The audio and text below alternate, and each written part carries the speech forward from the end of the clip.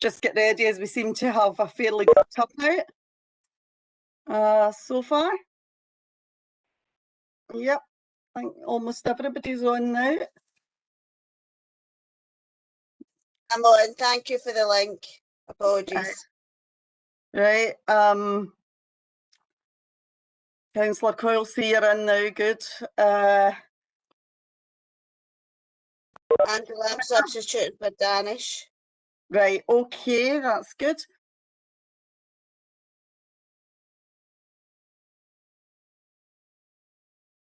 Right, if we can just see about apologies then, are there any apologies? Yes, convener. So as Councillor Coyle has intimated, she's substituting for Councillor Danish Ashraf. We've also got apologies from Councillor Gallagher, who's been substituted by Councillor Watson, and Councillor McNally's an apology being substituted by Councillor Logue, although I don't know if Councillor Logue is on the call yet. He's not on yet, I don't see him, but I'm sure he will be. He's maybe had difficulty getting on at the beginning. I'm Councillor Quigley substituting for Councillor Graham. No, you're on this one, Councillor Quigley. Sorry, it's another meeting. You're Sorry. meeting. That's tomorrow, Councillor Quigley. Thank you, Andrew. We'll keep you See what I right. mean, Steph? We're doing really well here. Oh dear, oh. Getting to that time of the year, I think. Absolutely. Yep. Right, so only Councillor Logue that we know is missing at the minute. Okay. Right, if we can start then. I better put the chat bar on to help, wouldn't it? I can see what's happening. Yep. Okay. Item 1.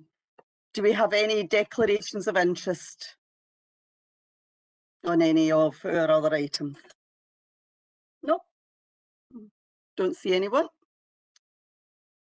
Okay.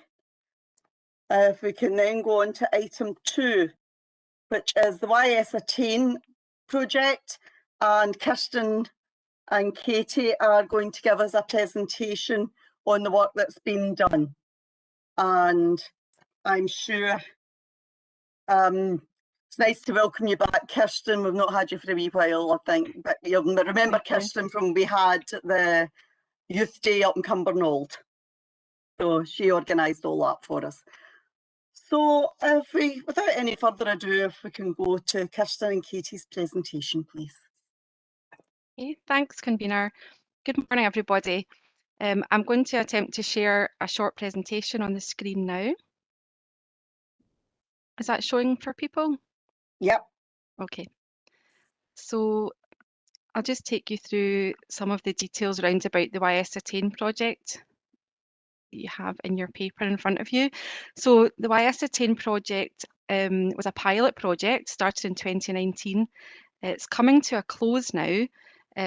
So this is an update paper on the kind of progress of the project throughout its lifespan. So the project is part of the National Strategic Partnership Attainment Challenge. We set it up in North Lanarkshire with the aim of closing the attainment gap, supporting health and wellbeing and reducing food poverty. We initially started the project in the Bells Hill area as the pilot, using the 2 high schools there, Bells Hill Academy and Cardinal Newman. We started in summer 2019. Obviously, it's managed to kind of last a bit longer than planned due to all the interruptions throughout the lockdown period with COVID. So this is why we've managed to extend it until now. Initially, we started with the primary 7 pupils that were going to be going to high school in the summer up to S3.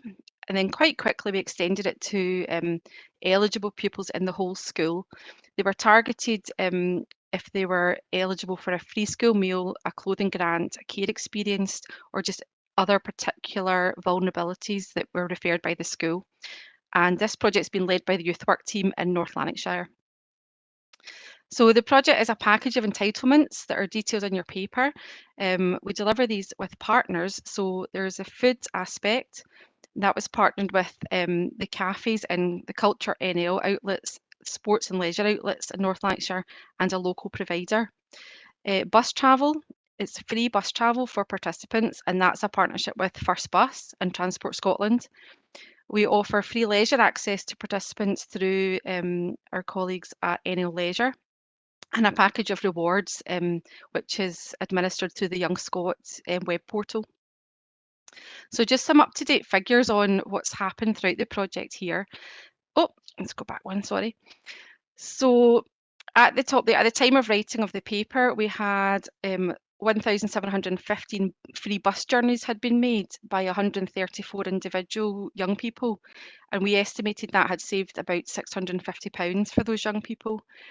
There's a breakdown on screen. The main bus services functioning in Bellshill are the 240 and the 201, the first bus services, although they were able to use any first bus service covering Lanarkshire and even into Glasgow. So other, we've got statistics of where what they've used.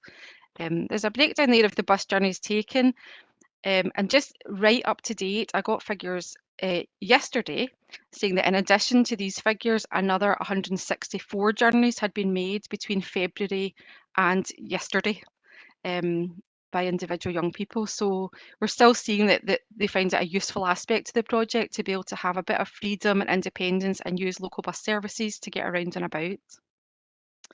Some of the young people we spoke to, there's Callum there who was referred via social work, saying that the bus pass made it easier for him to see some of his pals because he doesn't usually have enough money to get around and about on the bus. And then a pupil at Cardinal Newman, Nicole, said that during the summer holidays, she could get out and about a lot more, do stuff using the Young Scot card, and her mum and dad don't drive, so it just gave her that independence. So the whole point of the project is offering these entitlements, but in a kind of non-stigmatised way, and giving the young people more choice and independence because of the age they're at, being teenagers. In terms of rewards, this is offered through the Young Scot web portal. We have a closed group platform, which is really the young people have a code to enter, and then they can apply for these rewards and redeem their Young Scot points. So the breakdown there is that 21 items had been redeemed, but over the life of the whole project, 68 items have been claimed by young people. Some examples on screen there, we offer things. We did some kind of market research with young people to see what they'd like. So Just Eat vouchers, some supermarket vouchers, Xbox vouchers, particularly if they were, during lockdown, they were shut in their houses. We offered some free sanitary products through partnership with council colleagues, and some kind of health and fitness and activity ideas for young people to take up. In terms of food, obviously throughout this period, unfortunately, the cafes through Culture NL and the leisure centres had to close for most of the time. And we also then partnered with a local provider, the Coffee Cabin in Bellshill Main Street, which is a very small family business. They were more flexible and able to stay open and offer kind of takeaway services throughout the year. So we've developed a good partnership working with them. The breakdown is, quite a few, 100 meals claimed throughout initially the summer period and then throughout lockdown when they could offer click and collect or kind of takeaway. So we've got the totals there that 331 meals in total have been claimed, and going by the average cost of a kind of meal deal package that's offered, we reckon that saved young people over £1,500. It also gives them the flexibility to kind of go and choose what they want to eat and go when they want to, kind of under their own steam. A couple of quotes here. We've got Junior from Bellshill Academy says he's been every single day. The food's brilliant at the Coffee Cabin and it saved his mum a fortune. And then Nicole said she loved going to the Coffee Cabin for a wrap. They're quite famous for their wraps. You'll see a queue outside the door at lunchtime there in Bellshill Academy pupils. So we knew that was a winner with the young people. In terms of leisure access, we've had 277 visits to the leisure centre.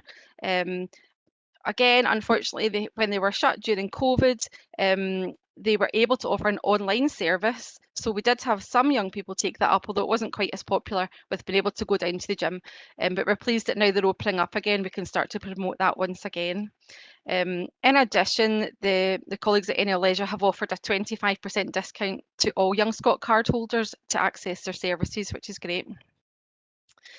Some more quotes. So There's a parent, Michelle, saying that the younger son used the bus in the leisure part, which he loved, got to spend out the time out the house and interact with some other friends, and that was a great thing, benefiting from it, because we were just aware of young people, you know, potentially being isolated, being lonely, not having things to do throughout the year, so that was something they could get engaged in.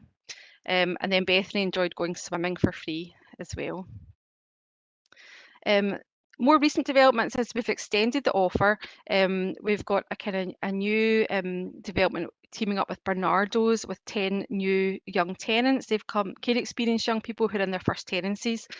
So they were provided with devices and data to be able to get online through another funding source, but we partnered up to kind of package the YS Attain entitlements for those young people as well. And we'll be doing some kind of online cooking courses with those young people quite soon. And now we're widening access generally across North Lanarkshire through mainly our colleagues in schools, where they can refer a small number of young people who would really benefit from the package on offer. So that's happening at the moment. We've got at least another 30 young people who are just being signed up through that process. Here's some of the young people. They presented at a kind of national conference in Dundee, along with the other local authorities that were part of the pilot project. And then an example here on Twitter that Cardinal Newman were delighted about how their young people had been able to get involved in that.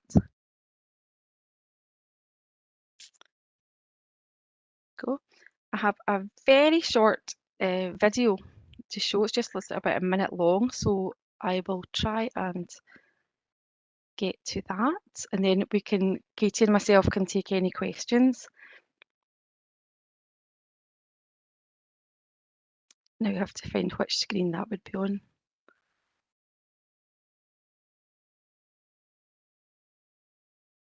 Oh, here we are.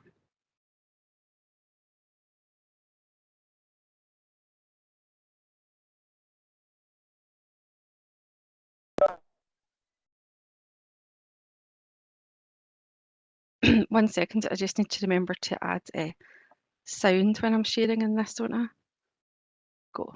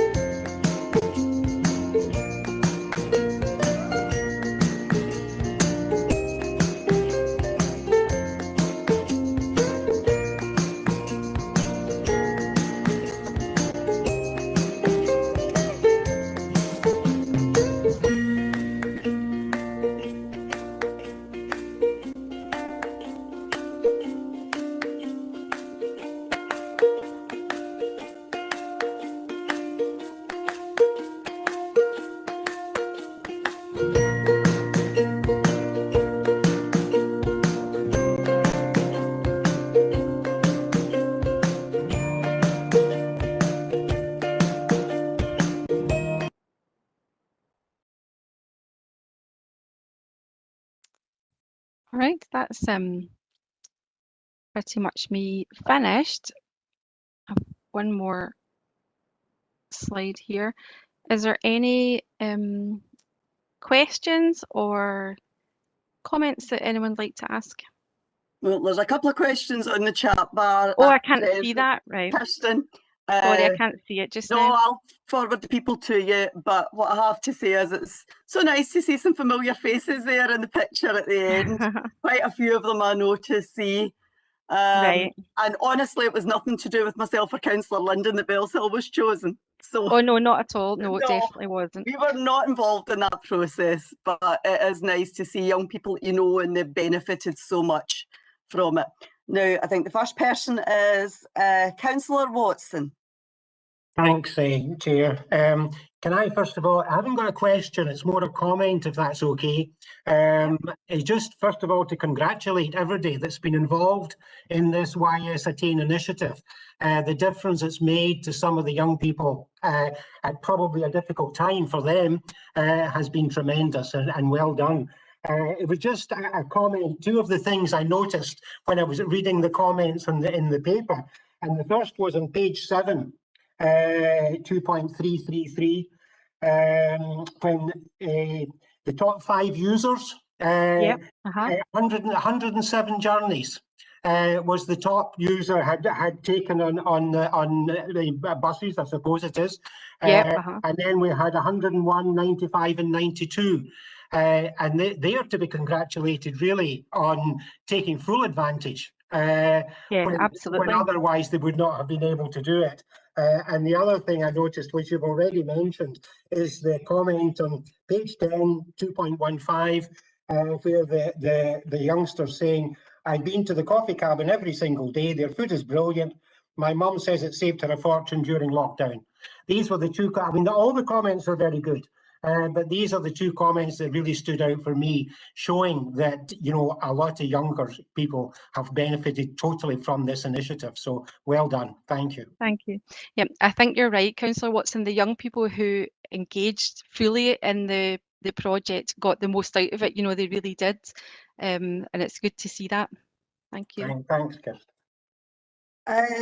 The second question's from Councillor Ashraf. Thanks for that, Angela. And thank you very much, Kirsten, for the presentation. I think there was obviously quite a lot of great work in there that we love hearing at this committee. Also, in particular, things such as the impact of smart travel entitlement. Obviously, independence and travel for young people is something that's very important as we're going through high school and things like that. Just as we're slowly growing up to become young adults and getting into the workplace, that's obviously something that's very much needs to happen. But I think above and beyond that, I think the healthy living aspect, things like that, for low socioeconomic sort of background, where a lot of these young people will be coming from, is obviously very important as well. Just to ensure that as they're leaving high school and things like that, that they are learning these things, because there should be that impact, should be that focus on their lives as well. I had a couple of questions though, but some things.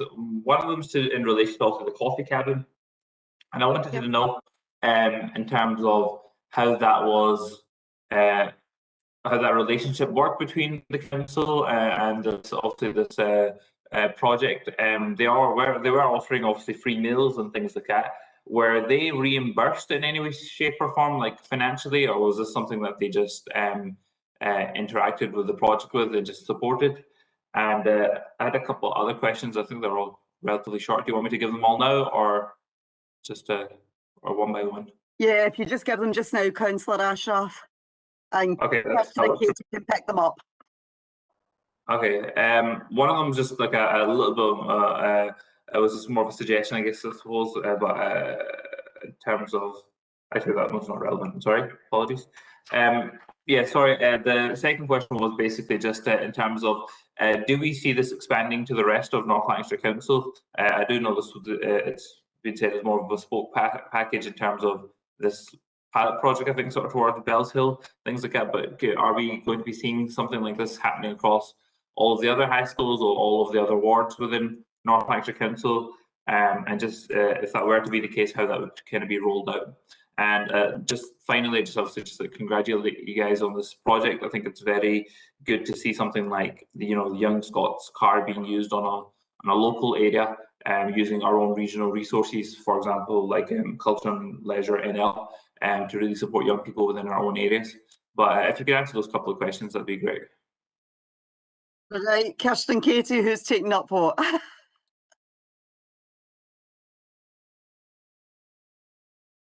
I think you're on mute, Kirsten. Sorry, I'll talk about the coffee cabin, and then Katie, if you want to talk about the general expansion there. So in terms of the coffee cabin, that was chosen because specifically the young people, we asked them, you know, where would you like to access the food in your local area? And, you know, every single one of them were telling us the coffee cabin's a favourite place. They were definitely reimbursed. A similar agreement as we had with Culture NL and the cafes in NL Leisure. They were reimbursed at the cost of, you know, what they offered through our funding package. All right. Katie, I'll hand over to you about how we're dealing with the other high schools now. Yeah, so in regards to the bus travel is going to actually go out, as you'll already know, to under 19s. So that kind of takes the free bus travel away, not away from us, but provides it then for all young people in Scotland as well.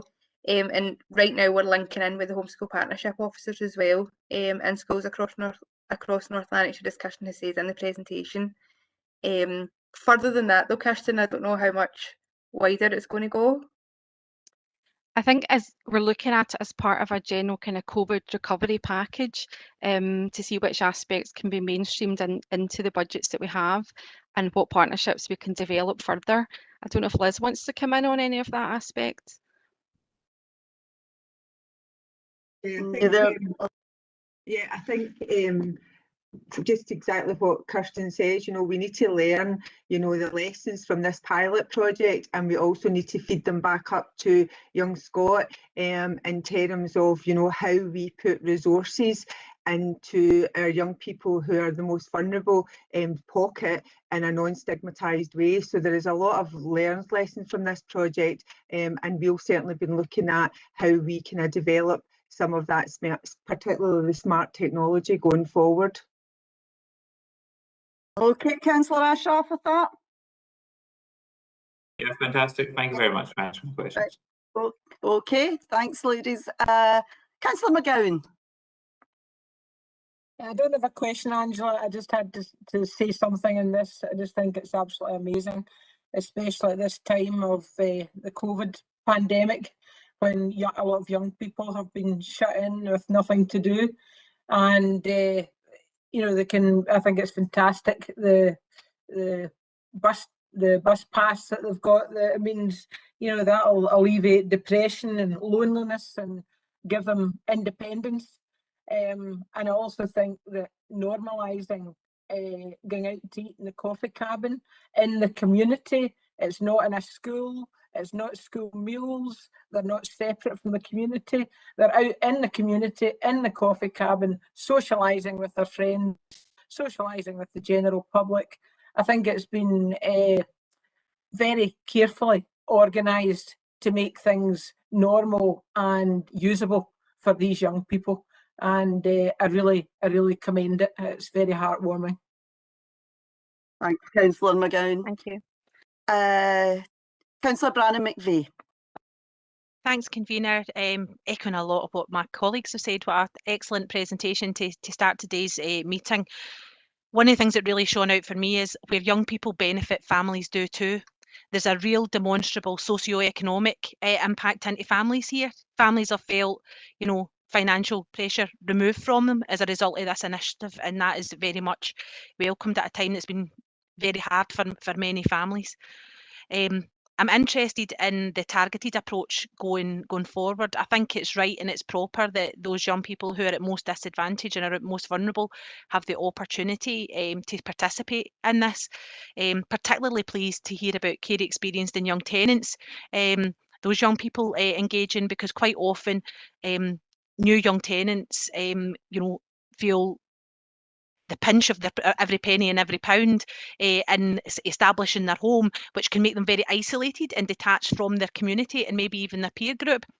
And it also means that they're able to get out, stay connected with that peer group, and not necessarily have their house used as the base for where their friends choose to socialise, which in COVID times would have been inappropriate, but also might help, you know, on good neighbourliness as well as folk evolve their tendencies. So particularly pleased to hear about that. But the question I have is regarding the targeting of the young people going forward. The numbers will be significantly smaller, so homeschool partnership was highlighted, but I'm just wondering who else will you be going through to identify young people in a non-stigmatising way? And we didn't really get the opportunity to capture the intelligence, if you like, of use of local facilities. And I'm just wondering how we can perhaps garner that. We continue just a Young Scot card or another. So that's my kind of two points.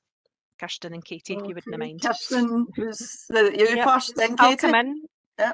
Yeah, I mean, certainly with the last point you made there, it's not been a normal year for us in the way we would want to have measured this project. There's been a lot of adaptations had to be made. So, you know, I think we'll continue to work with our colleagues in culture and leisure to see what, you know, how that can progress and see what the uptake's going to be like. With regard to the targeting, yeah, I think we're open to kind of working with partnerships and colleagues. Homeschool partnership officers, we know in schools have a relationship with young people, and they've referred us specific young people who they know would really benefit. And I think perhaps what we learned from the initial pilot was we put it out to several hundred young people, but we didn't have that personal relationship with them. It was more, you know, a bit of a mailing list. They might have got a letter, and then they didn't necessarily get encouraged to take it up in the way that we would have liked. So we hope now, with the support of partnerships and colleagues, they can be saying, come on, you know, away down to Leisure Centre, you've got your free pass, go and get the bus, you know, go and get that. And they'll be supported to take up and engage in the offers, you know, in a lot more than perhaps the kind of mass list that we had initially. So it's just, we've learned through the approach, and we also learned that from other authority areas as well. And I think your comment about the isolation of particularly older young people and their own tendencies, or care experienced young people, is really valid, and we found that as well. And we're kind of looking at how we can help tackle that, along with the general youth work approach that we have, you know, with all our teams. Convener, if I could, just to say, I want to commend to the team their ability to be so flexible.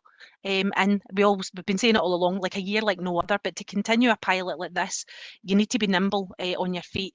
And I think it's excellent to hear, you know, that youth work approach about having that personal relationship, you know, personal professional relationship with young people that is encouraging and nurturing into opportunities. Just presenting them with a poster in the wall isn't enough, particularly for those who are kind of furthest to reach. That's not just enough. We need to make that about personal connection and encouragement. So thanks very much, and excellent job, well done. And I'm so delighted so many young people grasped the opportunity to get out and about in the times that they could.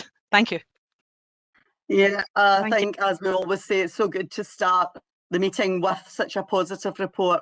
And yet again, our wonderful youth work team, can't thank you enough for all the work that you do with our young people, and to see it rolled out across the authority will be wonderful. Thanks again. And I know that both of you have another meeting to go to straight away, so sorry for delaying you. Thank you. Thank you. Bye, everyone. Bye.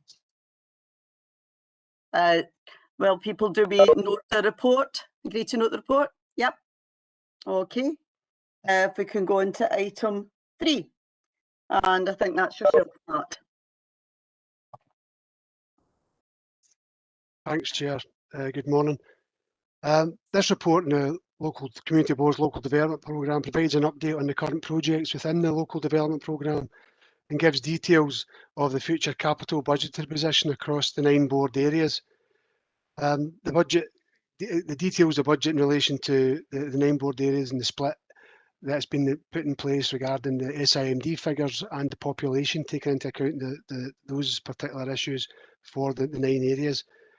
But we now look to move to identify the feasibility of taking forward projects which have been agreed in principle by the community boards, and will link in further with local community groups, elected members, etc., to ensure that we pick up on these projects where possible to move forward in relation to delivery. Given the number of projects in there and the budgets for each area, these projects will intend to be delivered over more than one financial year. And as you can see from the appendix, there is funding allocated for the next 5 financial years for the local development programme across the 9 community board areas.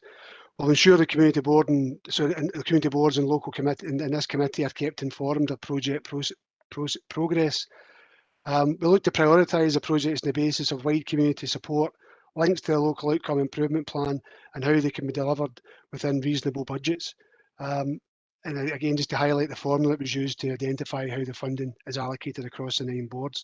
So the committee is asked to agree the recommendations, convener. Okay, Councillor Ashraf, sorry, Junaid, I didn't see you just come in there. Thank you, convener. Great looking report, obviously just supporting local projects within our communities. Also the community boards obviously going off to a good start. I just had a question in relation to sort of recommendation 5 that's on here / sort of what's on the background in 1.1. Also just talking about the increasing influential role in decision-making processes, and also just the background part being to do with agreement being made by obviously by this committee and also the former Youth and Equalities Committee. Obviously I'm aware that obviously that when it talks about the recommendations being made by community boards coming to also the Community Empowerment Committee for approval, in reality obviously it's more of just a tick box exercise, I guess, at that point, just to make everyone aware on the committee just what sort of recommendations are being brought to this committee. I just had a question in terms of, like, obviously it's not actually a tick box exercise, obviously it does come here for approval and not for noting for when the community boards do make recommendations. And I just wanted to know in reality what that would actually look like if, for example, say the Cumbernauld Community Board, obviously all of the local councillors are there, people within the local area are there, we decide on a number of projects to fund, and say 1 or 2 of the projects basically comes back to the Community Empowerment Committee, and the wider sort of body of councillors decides that it's not a good idea and ends up taking it out. In reality, how does that look? How does that come about? What does that look like? What does that kind of do for the community board in terms of their own respective sort of power that they have within their own local community? So obviously that's a sort of hypothetical question, but just in terms of what that may look like, if somebody could answer that. Matt, can you take that on? I don't remember at any point, but perhaps. No, it's not something that's ever happened, convener and Councillor Ashraf. It's certainly we would hope that the recommendations or suggestions that come from the community board, you're right, it's not a tick boxing exercise. It's something we'd really be looking for this committee to consider, and it hasn't happened before, but it's something that if this committee determined that there was a reason or a rationale behind not accepting a project, we would have to take that back to the local community board and have that discussed at the board, to have proper discussion around that, to look at the reasons for that. But it's something that, say, it hasn't happened before, but if it does happen in that event, then I think it would just merit further discussion at the body that preferred it in the first place. So I'd be happy to do that if that was required. Okay, Councillor Ashraf. Yeah, fantastic. Thank you. It's something to come to me. Thank you. I just would like to thank the teams that come out to the community boards, because they do encourage the community boards to come up with projects, particularly now that years of planning of what finances are available to their area, as to money that will be available to projects. And I know that at community board and at others that has certainly been put forward. Okay.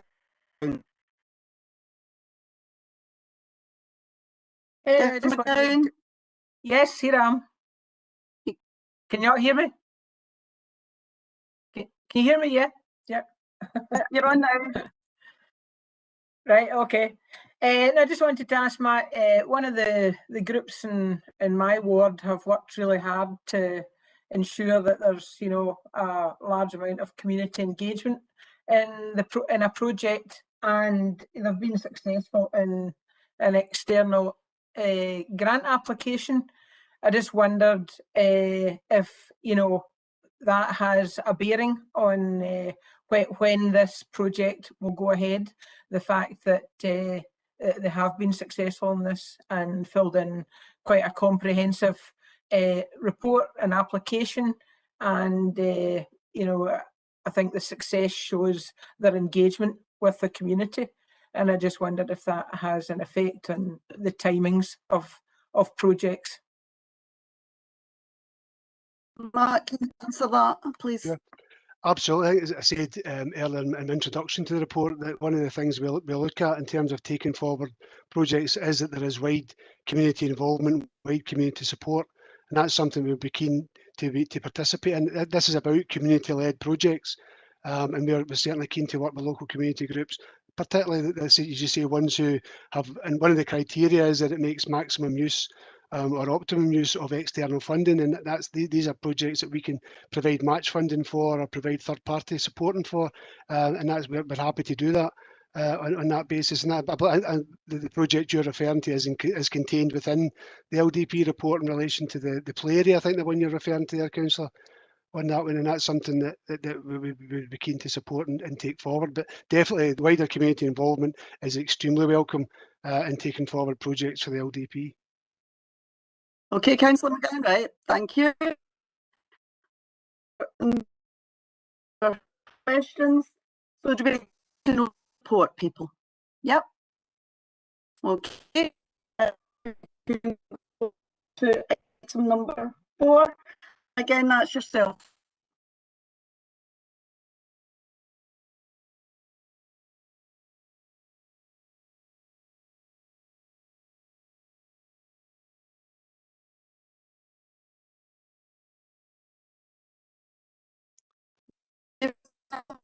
Apologies, Chair, I've lost my agenda. I'm just trying to see what the report this is. Sorry.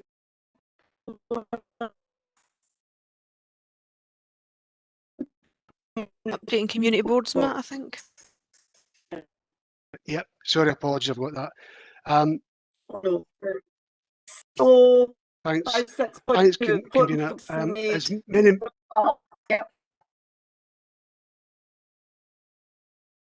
yeah, I've got that, Chair. Thanks for that.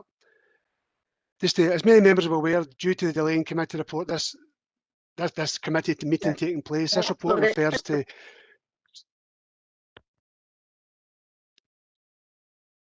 Sorry, can you hear me okay?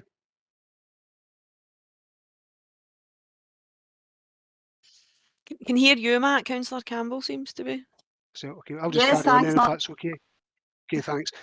Just was saying, as members will, okay, thank you. As members will be aware, that this delay in this committee report and this committee meeting taking place, this report refers to cycle 3 of the community boards. Just in the week we've commenced cycle 4 of the boards.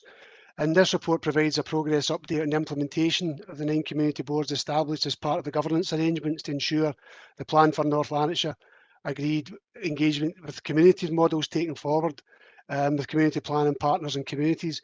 It links to a report that you'll hear a bit later in relation to the local outcome improvement plans and the importance of community involvement in their development and implementation.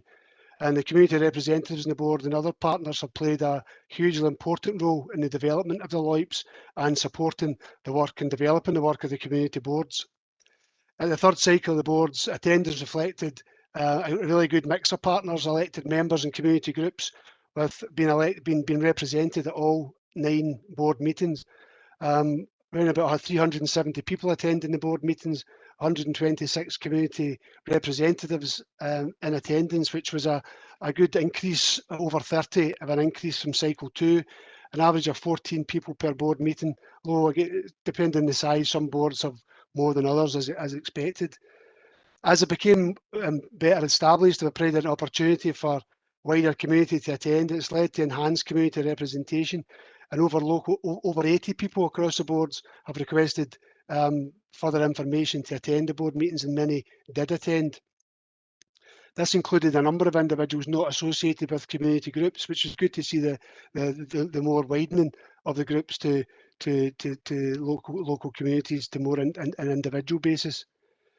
Some highlights from that, we felt with the Lanarkshire Muslim Women and Family Alliance being represented at several board meetings in cycle 3, and a representative of the Lanarkshire Mosque attending, particularly at Bells Hill.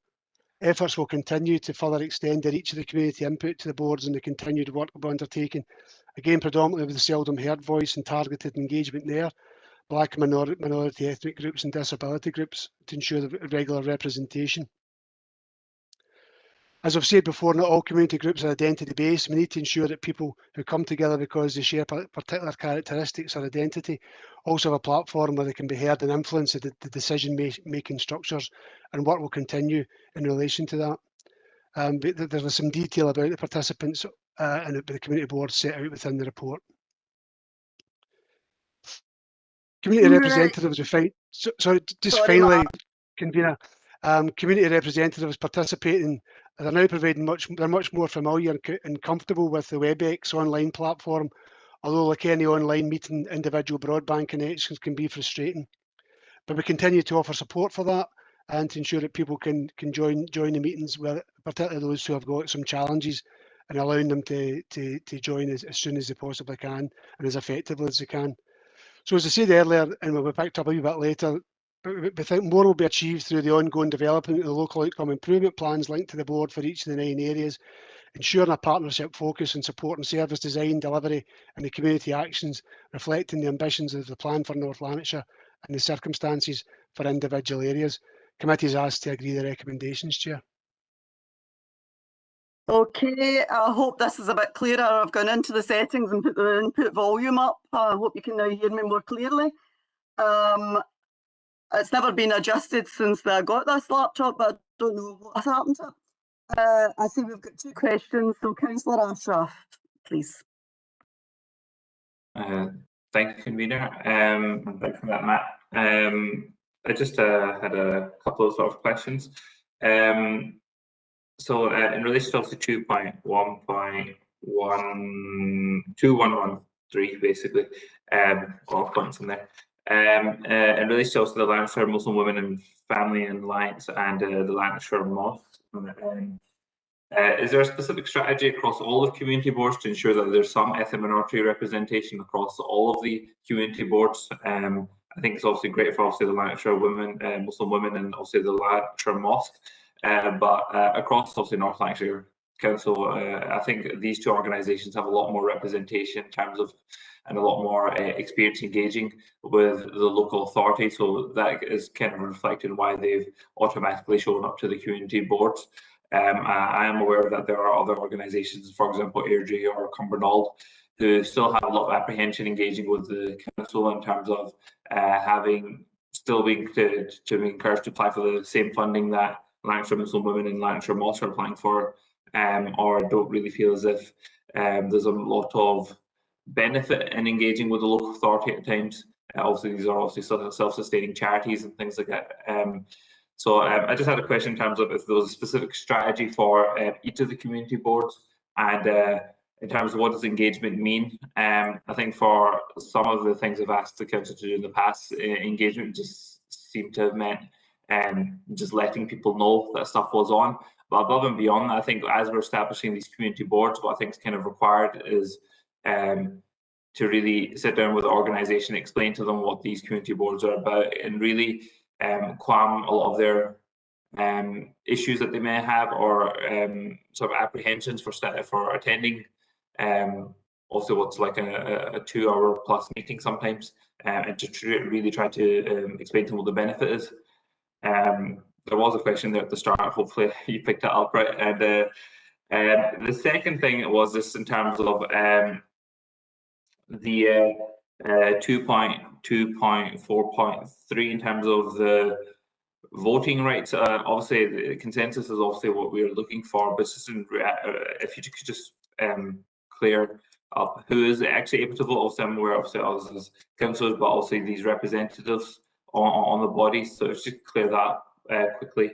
And in relation to 2.3.3, I think it is, perhaps after that, where there was talk about involving seldom heard voices again in terms of youth representation.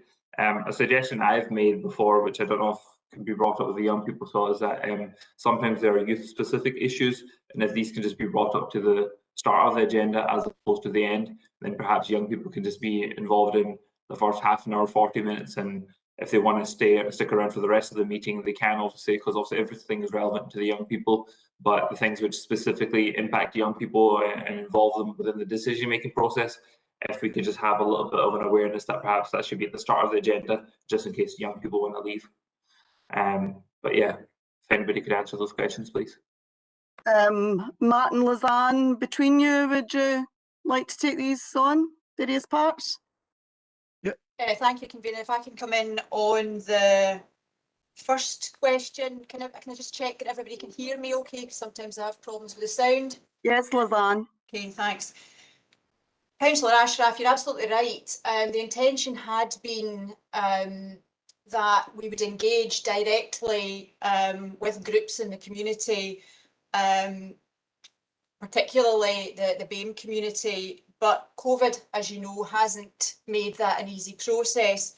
But what we've got coming up at Policy and Strategy is first sight of the BAME research project that you're aware of through the Black Lives Matter group that Audrey Cameron has worked on throughout COVID with the BAME community. And what it highlights is a number of the points that you've made.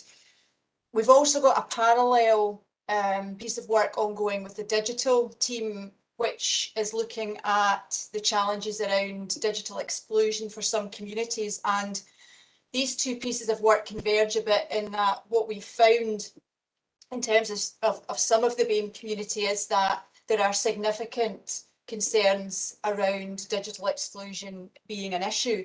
So now that we are hopefully moving towards more of an ability to have face-to-face dialogue with groups, to encourage them to get involved in the boards. And I take the point, it's not about sitting at the meeting necessarily. If there's another way that people can meaningfully input to the work of boards, then we'll find a way to do that. So really just to provide some reassurance that we are working with the BAME community and a specific parallel piece of work being led by Katrina Hassel in terms of the digital NL programme around digital exclusion. So hopefully that helps, but Matt will pick up on the other points. Thank you, convener. Thanks, Lizanne. Okay, Matt. Just the second question that was raised in terms of voting rights, as you mentioned, consensus we see is the way forward in terms of agreeing anything that comes to the board in relation to the decisions to be made. What we look at in terms of out with the elected members, we look for community board reps from the Federation of Tenants and Residents Associations, community forums, community councils, to put forward a representative. But the figure from the number from there should match the number of elected members who are entitled to attend the board. That was the process that was agreed through Policy and Strategy and the North Lanarkshire Partnership strategic leadership group some time ago in terms of how we were working the boards. It's not something we've had to use before, and again in terms of having voting on particular issues, we just feel in terms of when it comes to, particularly when it's council money that we're talking about spending these things, that elected members have to have effective representation on that. But there is also a representative voting right that's allocated to groups who can demonstrate that they have engaged with their local communities, and that they can the views that they represent at the boards, as I say, are representative of consultation that they've undertaken. But those are the main areas that we would look at for having voting rights. Okay, Councillor Ashraf, does that answer your questions? Yeah, fantastic. Thank you, Lizanne and Matt. Also, the second question was just there just in case something contentious comes up, and obviously it's just just good to be in the know beforehand. But just on the third point that Councillor Ashraf raised in relation to young people, I think we take on board your points about bringing the young people issues that's brought from there to the earlier parts of the board agendas. That's certainly something we can look at, and we'll discuss with our colleagues in the youth work team, etc. to see the best way to stage that in terms of highlighting effective approaches to that. So we'll certainly take that on board, Councillor. Yeah, we've already changed the time of the meetings, etc., to suit the young people. It's not clashing with school or university, etc., so can always adapt to suit. I think the next person is Councillor Linden. Thanks very much, convener. Can I just check you can hear me okay? Great, lovely. Can I just say, first of all, welcome the wider participation of the public in the boards. It's great to see that opportunity being taken up. And also in the report, I noted the section under about the minutes. It's been a legacy issue from the lapse around taking minutes at these types of meetings, and people want to make sure that the issues that we're raising are being put on the record. So it's great that we've got partnership approach with Varel and NHS Lanarkshire on that.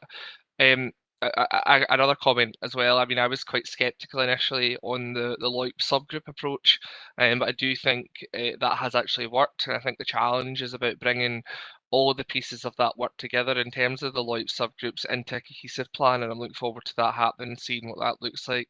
Certainly been involved in those discussions in our board as has view convener, and it's been quite interesting to be part of. The question I have is really around the agenda setting moving forward. I know that we got an example agenda there. I'm just wondering, how do we involve the community more in the agenda setting moving forward? That seems to me to be a key challenge, because one of the good things, and there were many issues with the lapse, one of the good things was that there was always an opportunity for the community to come along, and if there was a topical issue in your community, you'd know about it because the 90 folk would be in the room, and they would be waiting for their chance to raise it. So how do we involve that, that level of community participation moving forward? Because ultimately that's what we want these community boards to be, a platform for local people to raise the issues that matter to them. Thanks, convener. Hey, Matt. Yeah, thanks for that, Councillor Linden. Yeah, I totally agree that it's the community matters section within the agenda is something that we think is very important, and we really do. We put out information to our mailing lists probably 2 or 3 times in the intervening period between one board to another, and at other forums we'll discuss opportunities for things to come along to the board. We will encourage people widely to bring issues, and if we can, we'll get them on the agenda beforehand, but it also doesn't stop people from coming along on the night and raising things at that particular section or other relevant sections within the community board. But we're very much open to asking people to participate in this, and we do speak to local groups. We'll speak to individuals about this as well. We'll encourage it through our partners within the council. We'll use social media through the kind of My Town pages we have now for each of the board areas, again, to encourage participation and get as many people along as we can. And see that the figures demonstrate we're getting more people from the general public attending the meetings and raising issues. We don't want it to be a position where people come along as we've had before, as you'll be aware, people reporting things at a community board meeting that maybe should be reported through other channels. We want to avoid that side of things where possible. But as you say, where people have got really burning issues in an area, and we've had experience that even the last couple of nights at the community boards we've attended, where people have brought along particular issues that have been very important, and it's allowed us to consider that going forward. But we will continue to engage with our local community groups, to engage with other through elected members as well, and our community planning partners, to encourage people to bring along and submit agenda items for the meetings. As I totally share your view on that part of the meeting is vital to the success of the boards going forward, and we'll continue to do that. Thanks, Matt. Is that okay, Councillor Linden? Yep. I would like to endorse what Councillor Linden said. The subgroups are definitely enhancing our community board, and we'll hopefully see the benefits of that at the next meeting at the middle of the month. I think Councillor Bird next. Thank you, convener. Yeah, I'd like to add the same as yourself and Councillor Linden, but can I ask Matt and maybe Lisanne, are we getting to a point, well, we're not there, but could we get to a point where this could become too unwieldy? The amount of people that we're looking to try and get in, which would be great, but can we cope, even with the subgroups, given their help, can we cope with what might happen here with this? Could it be too big for one committee to take care of? Matt, Lisanne, who's taking that one? I'm happy to. Sorry, I'll come in first, Matt, and then Sure. I'll let you in. I suppose that is, with participative democracy, that always is a challenge when something captures the imagination of the community as we want the community boards to do. So we have to manage that huge expectation from the community, and it's not an easy balance to get, because it is also a vehicle for the council and the community planning partners as well, but obviously not at the expense of community issues being aired and discussed in full and then referred on through the partnership in terms of the public sector's governance. At the moment we're trying to look to the LOIPs, and Leanne will talk a bit about the LOIPs, and you've already mentioned the subgroups and how these are starting to shape up to look at really teasing out what the issues are for local communities, and that it's a programme of work that board will own, and hopefully it will be inclusive and it will keep the focus for the community. There is the LDP funding. So yes, it's a challenge, but it's something we all need to respond to, elected members, officers, partners, to look at to create a realistic expectation in amongst all of that as well, because we know that there will be pressure from government to further push out decision making to local communities, push out funding to local communities to make decisions on. So we need to make sure we've got a robust mechanism to manage that. You're absolutely right, Councillor Burgess, we need to keep it meaningful for communities and manageable, and that's the approach that we're taking through the LOIPs and what we're reporting through this committee. But we're not naive to that huge burden of expectation that we are creating within communities, and we'd better step up. Matt, you wish to answer that? I've just to echo what Lizanne saying in relation to that, and it's something that we can work with our team and the community partners that are involved in the development of the boards, is that we can be as adaptable as possible to ensure that we do effectively manage the expectations and deliver on the aspirations of what the boards are intended to do. And it's certainly something we will continue to do. And if there are challenges along the way, we'll report that through the appropriate mechanisms. But I'm sure we've got a lot of really positive buy-in from the local community, from our community planning partners in relation to making the boards a success, and we'll just continue to do that. And we say, but we're not naive in the regard that we are creating something that is becoming increasingly popular. But we'll have to maybe wait and see how things progress. But we will be as flexible and as adaptable as possible to ensure that we continue the success with it. And hopefully we'll soon be back to in-person meetings also, which may help. I think, Fiona, you've just come in. Fiona. It was just a quick point. Matt mentioned the word adaptable, and I suppose it goes back to the previous item as well. When it comes to the community boards, how adaptable are the plans? So if the direction of travel within a community board changes, then that's gone through committee, we've agreed some plans, but is it adaptable then if the community, as in at the Wishaw board the last time, then decided they wanted to nip and tweak these plans because we're maybe already a wee bit out of date to what they wanted? Matt? In terms of the local outcome improvement plans, Leanne will touch on this as well in terms of the further input to the report, but certainly the plans are very much adaptable, and they will take on board changing and moving priorities within local communities. So I think we can rest assured on that these are they're not going to absolutely not set in stone. These are plans that we will publish in the future, but they're very much adaptable to changing communities and changing priorities. Okay, Councillor Fotheringham, yeah? Happy with that, thank you.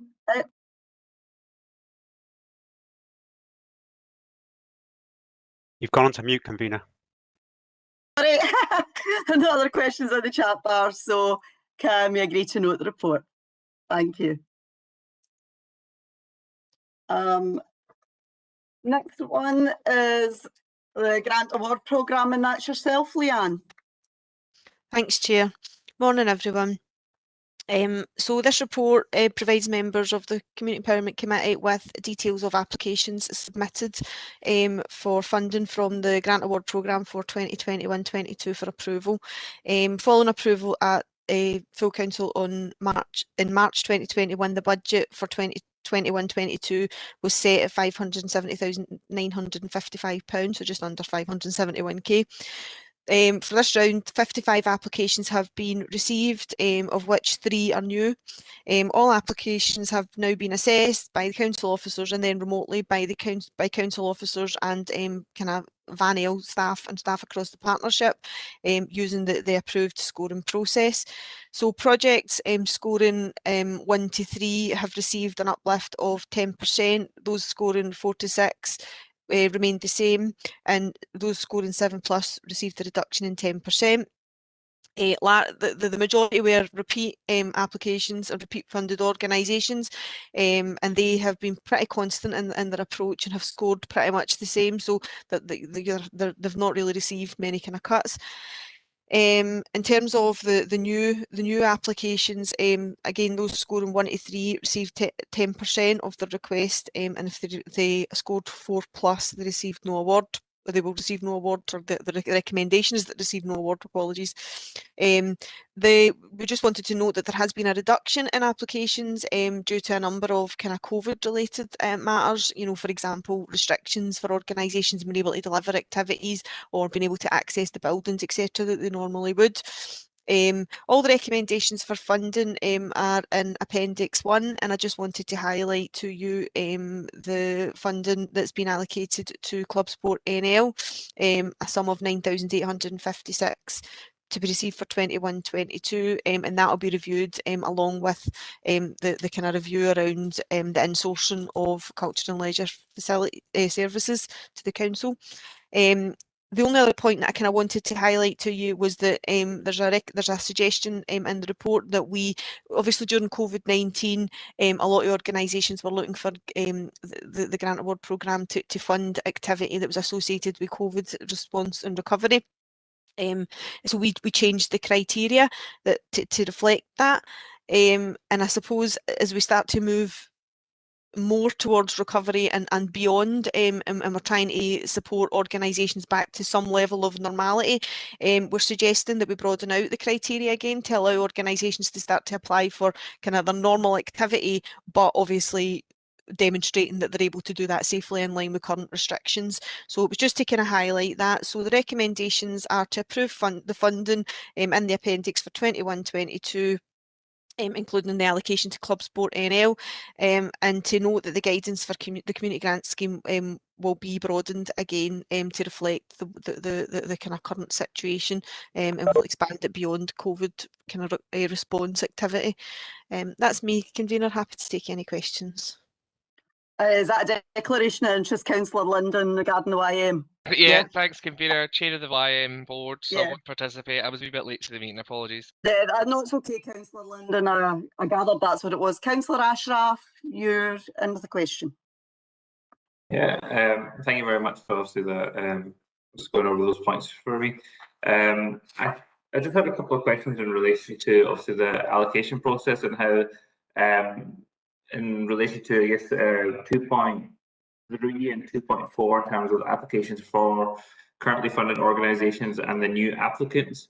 Something I've kind of seen as like I mean, I don't know if you're able to explain it, but also, I mean, how did the process come about that essentially that new organisations could only get awards of up to 10% of requests on that? So 2.4.1, if they make scores of 1 to 3 and 4 and above is no award. So I mean, if they are part of this process fully meeting the criteria that the council has set out and fully meeting the criteria that VANEL are happy to allocate to, how are we then only basically...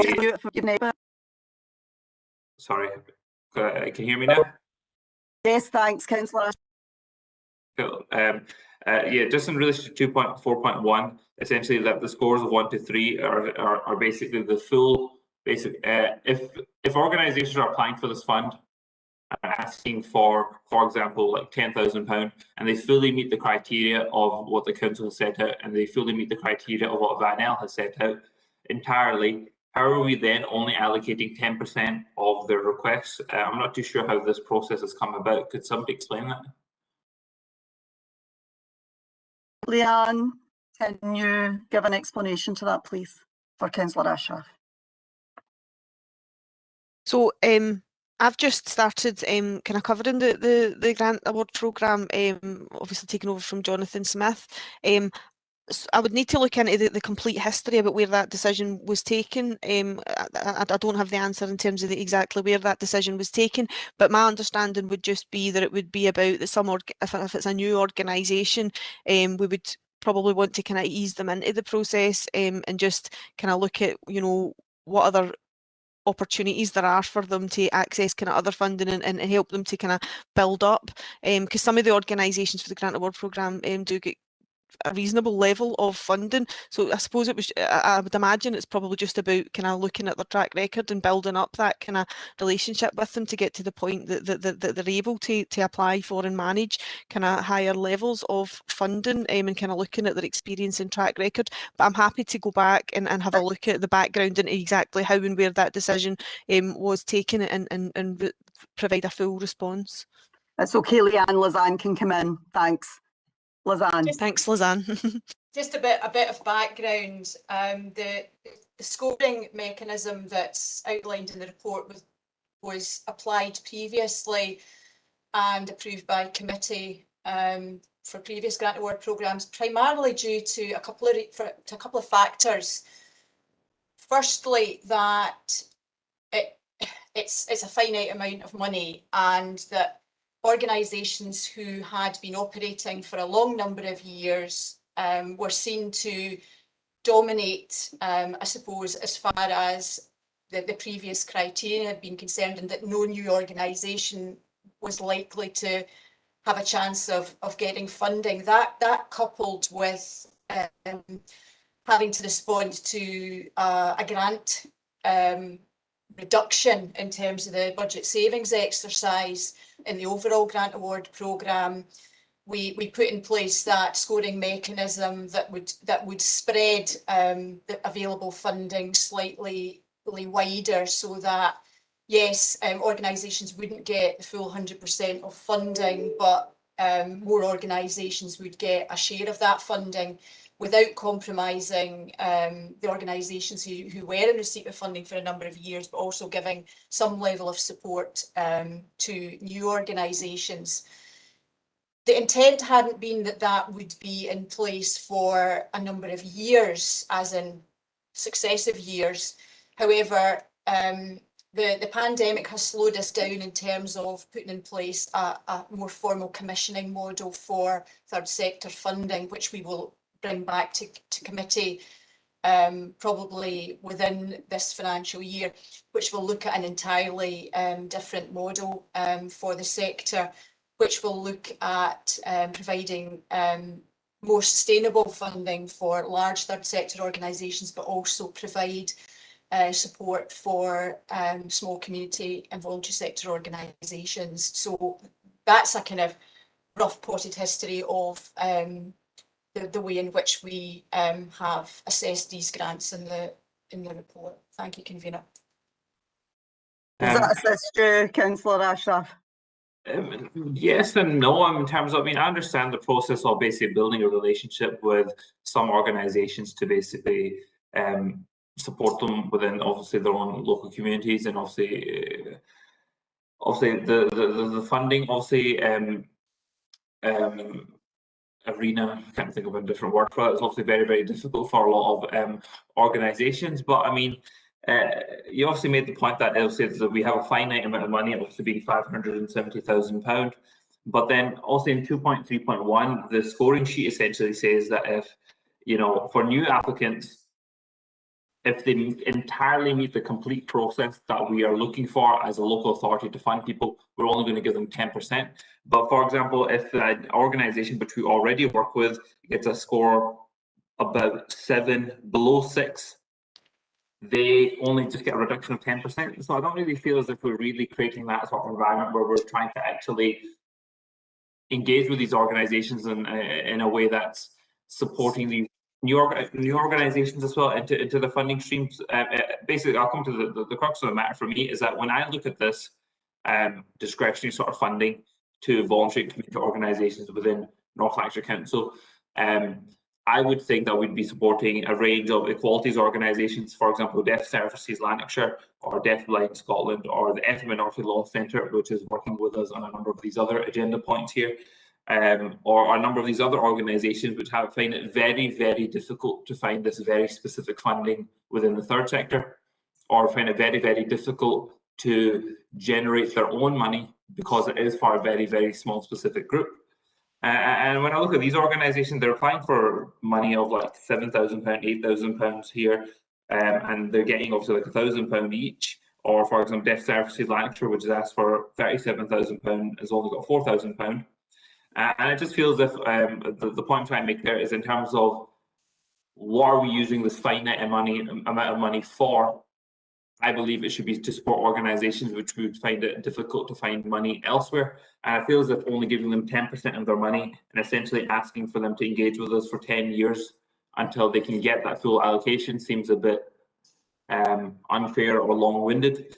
That was one point I wanted to make there. But in terms of the second point I wanted to make, in terms of talking about this being like a finite amount of money, this is no sort of, I'll say like a sort of like negative point I want to make to any other sort of like ward and things like that, or any other sort of region obviously within North Lanarkshire. But if you have a finite amount of money, I think obviously the two largest obviously like allocations here is for we only have £500,000, £570,000, but for one project in Bellshill there's an allocation of above £100,000, and the second largest sort of allocations above like £50,000. And I just wanted to know in terms of what the sort of structure was in terms of ensuring that this sort of breadth of allocation across the whole local authority is made, because I don't see sort of any organisations, for example, within Cumbernauld. It's obviously, like I said, it's not a specific point I'm trying to make against obviously any specific ward or anything like that, but I don't feel as if this has been spread equally. And if organisations within Cumbernauld were to now make these applications, they would only get 10% of their allocation. So I don't really see how we can really rectify this. Councillor Ashraf, I'm sorry to interrupt. The Focus Youth Project is actually in Bellshill Community Board. It's actually Thornywood Ward. It has nothing to do with Bellshill. But I think Lisanne has already explained that we are looking to a new funding model, and perhaps a fuller report could be given to you regarding your concerns. Would that be acceptable to you? Yeah, it's not just my concerns. Also, I've spoken with a number of other councillors, but I very much think this is something. Well, maybe a fuller report could go out to all councillors then, Councillor Ashraf. Okay. Thank you, convener. Thank you. Yeah. Okay. It's just to save us going into almost a surgery type process. Councillor McManus, you've put in a declaration of interest. Thank you. Councillor Johnson. Thank you. Excuse me. I just wanted to ask a very quick question about Strathcarron Hospice. A new applicant is under the new applicants. I was under the impression that Strathcarron Hospice has been awarded money previously, maybe not from this purse, but maybe from another purse. And I just feel Strathcarron Hospice is such a vital, it delivers such a vital service to Cumbernauld and Kilsyth. I think maybe previously it was given a percentage of the money that went to St Andrews, but I was really quite surprised to see it in the no award section. And there might be a very simple reason for that. I just felt it was disappointing, to be perfectly honest with you. Well, perhaps an individual report to you regarding that one, Councillor Johnson, since it's pertaining to you. Yeah, right. Your area, okay? Our area, yes, thank you. Yeah. Okay, thank you. Thank you. I don't see any other questions. So do we agree the present recommendations, but as Lisanne has said, there should be a new funding model in place before the end of the year, hopefully at the next meeting, which would be August, if not the next. Okay? Do we agree the paper? Yep, thank you. The next paper is yourself, Matt, regarding flexible funding. Thanks, convener. This report provides information relating to the flexible fund and the tackling financial security and funding streams which have been allocated for local initiatives in North Lanarkshire. Funding is intended to support individuals and communities impacted during the COVID-19 pandemic. Details are contained within the report about the areas that are covered in relation to these funding streams. I ask the committee to note the funding arrangements that have been implemented and that further information will be available to the committee as required. And say the report details of areas where additional funding has and will be available are contained within the report. Thanks, Convener.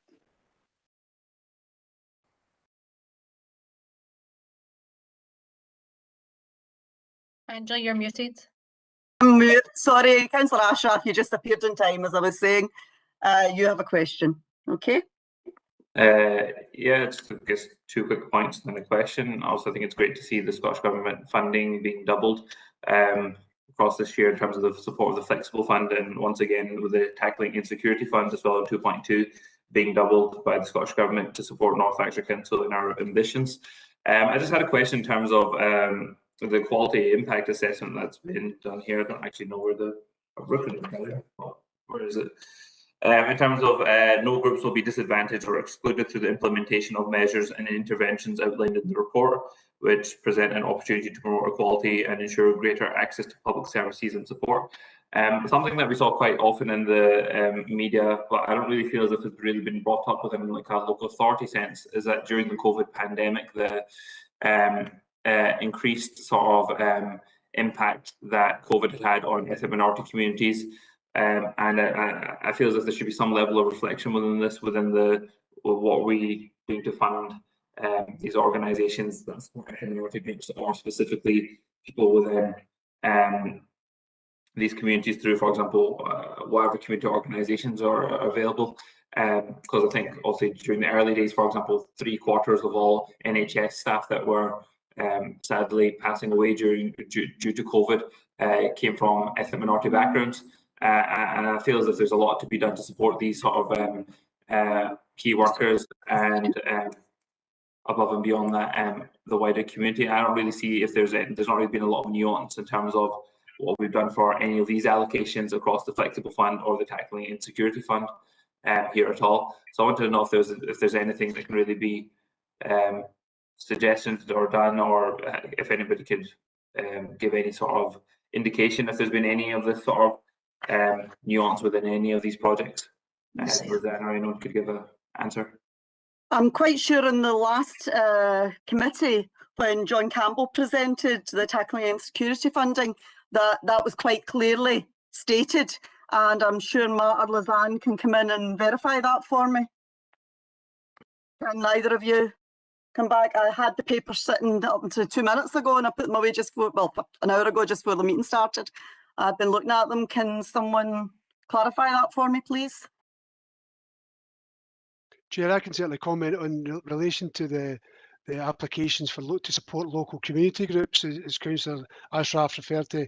When the aspect of that fund is just about £300,000 aspect of that fund, all local community groups who are on our database or on Community Planning Partners database, Voluntary Action North Lanarkshire, there was wide publicity on by using mailing lists, using social media, using other contacts to ensure that as many groups as possible were made aware of the funding that was being presented from the Scottish Government through the council, and we have received a number of applications from a wide range of organisations for funding in the area, and I say they're just finalising the assessment of that. But certainly, in terms of no groups being disadvantaged, certainly the intention was to ensure that every group that we are aware of and other umbrella organisations were certainly part of that process to encourage as many applications as possible and to target the funding towards those groups who presented the most compelling applications, and certainly for that aspect of the fund.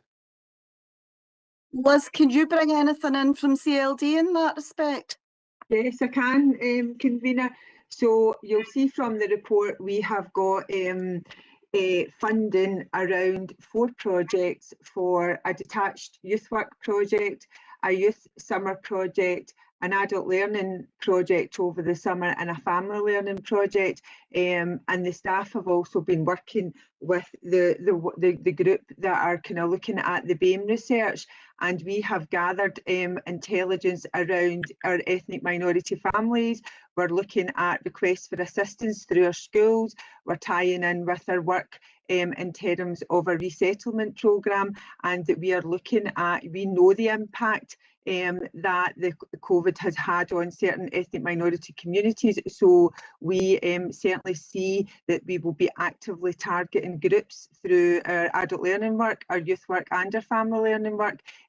So we, Councillor Ashraf can be rest assured that we have definitely got this on our sites and will be part of our overall engagement strategy through the summer, and we're also continuing to look at issues in relation to ESOL, and we're looking at issues in relation to digital inclusion. Do we need to get more devices out to our ethnic minority communities? Do we need to do more classes? Just now, Eleanor's going to go on and talk about a report in relation to a lot of our work, but just now we are running 19 ESOL classes online per week. So there is a very kind of proactive approach to make sure that we are engaging with our ethnic minority communities as part of this funding stream, and we're also working closely with our colleagues in active and creative communities to make sure that we have a kind of concerted effort around the targeting of that provision and that project. Thanks, Liz. I think Lizanne can come in and John can come in after that. John Campbell's now on the call. Lizanne, you've got a wee bit in culture and leisure. Thank you, Convener. Yes, just to again provide a bit of further reassurance, adding to what Liz has already said, that in terms of the arts and culture programme, Liz and the CLD team are working very closely with Heather Liddell and the Active and Creative Communities team, again looking to the groups involved in the BAME research and the feedback in terms of devising the programmes that would be very specifically targeted in terms of tackling health inequalities and the funding that we have for that. But again, we are of course happy to provide briefings to elected members out with committee as these programmes are further developed and in the run up to the summer. But Convener, you may wish to bring John in now. Yes, John, can you confirm that the ethnic minority communities are being included very much in this programme? Hi, Convener. Yes, I can. I mean, obviously, it's in relation to the NLC winter payment and NLC child payment, and then obviously the spring payment and then the school clothing grants. It's difficult then to get a breakdown of the sort of kind of demographics there, because obviously they're done via housing benefit, and free school meals entitlement, school clothing grants entitlement, but might not necessarily capture that type of data. But I can speak in relation to the financial insecurity payment, which was the £400,000 that the social work services and Banel were administering in behalf of the Tackling Poverty Task and Finish group. That £400,000 were the targets were hard to reach groups. They were so that was targeted at children, young people, disabled people, older people, women fleeing domestic violence, that included men, justice services, people with mental health, and ethnic minority groups as well. And again, so these groups were targeted to get access to the financial insecurity payment. In total, there was 1,124 referrals, 17 of which came from minority ethnic groups. However, the caveat in we had 469 for children and young people, 177 from disabled people, 32 from older people, 160 for women fleeing domestic violence, and 219 for men in relation to justice services, and 50 from religious and belief faith groups. In total, the number of people, it was 2,405 residents received the £100 payment per person. The difficulty with it, and we'll need to probably try and drill down more if the council asks us looking for more information, is that when the referrals were coming in, obviously the referring agency, whether it be from one of the BANL ANCA groups or from the Children, Families Justice Service, they had to indicate obviously what client group the referral was for, and they may have picked 2 or 3 different client groups. So, so we'll only talk about that number of referrals are just the primary groups, but somebody could have easily been, it could have been a young person from a Black, Asian ethnic minority group family that had applied. It could have been, a disabled person from there. It could have been a disabled person who was a young person. So to get that sort of kind of further breakdown, we would need to do more analysis on that. Does that answer your question, Councillor Ashraf? I think that last response from John is a little bit more towards what I was kind of looking for in terms of data and specific sort of relation to people. I mean, I think something like that really needs to. So I definitely understand also the difficulties, for example, what you're saying, but the flexible fund in terms of how that's administered and why there can't be information there.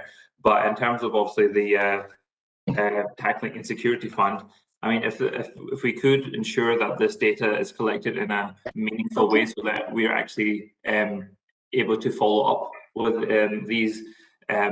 Obviously, when I ask these questions, I guess, Convener, sorry, just taking a little bit extra time here. Obviously, when I do ask these questions, obviously, I am aware that across the local authority that we are doing amazing work and we are engaging with all communities, which also have a lot of difficulty. But I feel as if there needs to be some relevant sort of data above and beyond just we are trying to engage sort of thing. I think we need to see that we're going in a positive direction in a above a qualitative matter, also a quantitative matter. So thank you, John, also and everyone else for the contributions there. But thank you for that.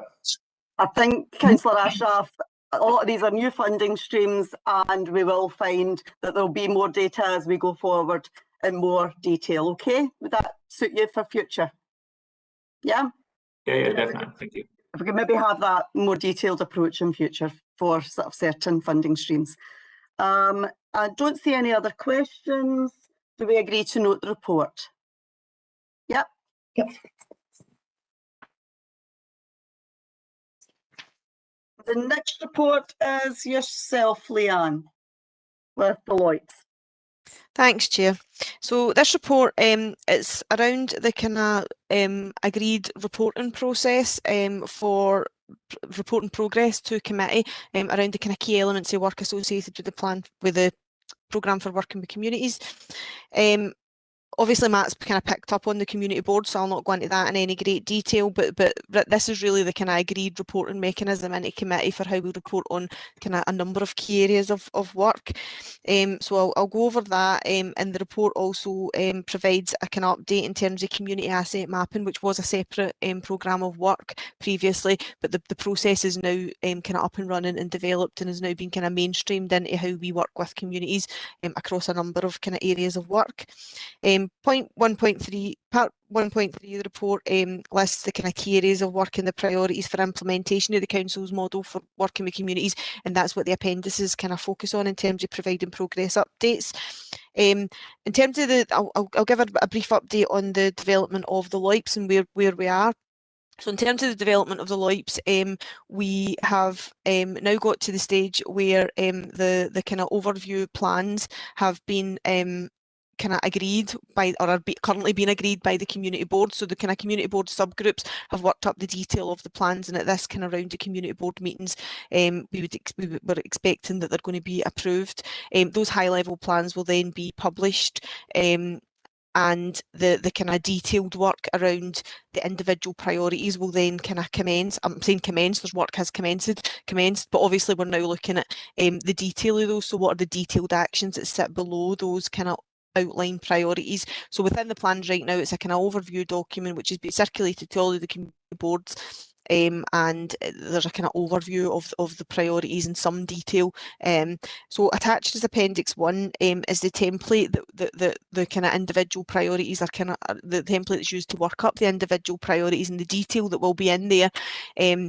and we've started to work that up for each of the priorities, and these will be used as the kind of reporting template into the community boards. So that's what we'll be taking to the community boards to report on progress around individual priorities within the LOIPs. The next stage in terms of the development of the LOIPs, you know, I suppose Matt touched on the kind of timescales for writing these reports mean that we're a wee bit further ahead than probably the report suggests.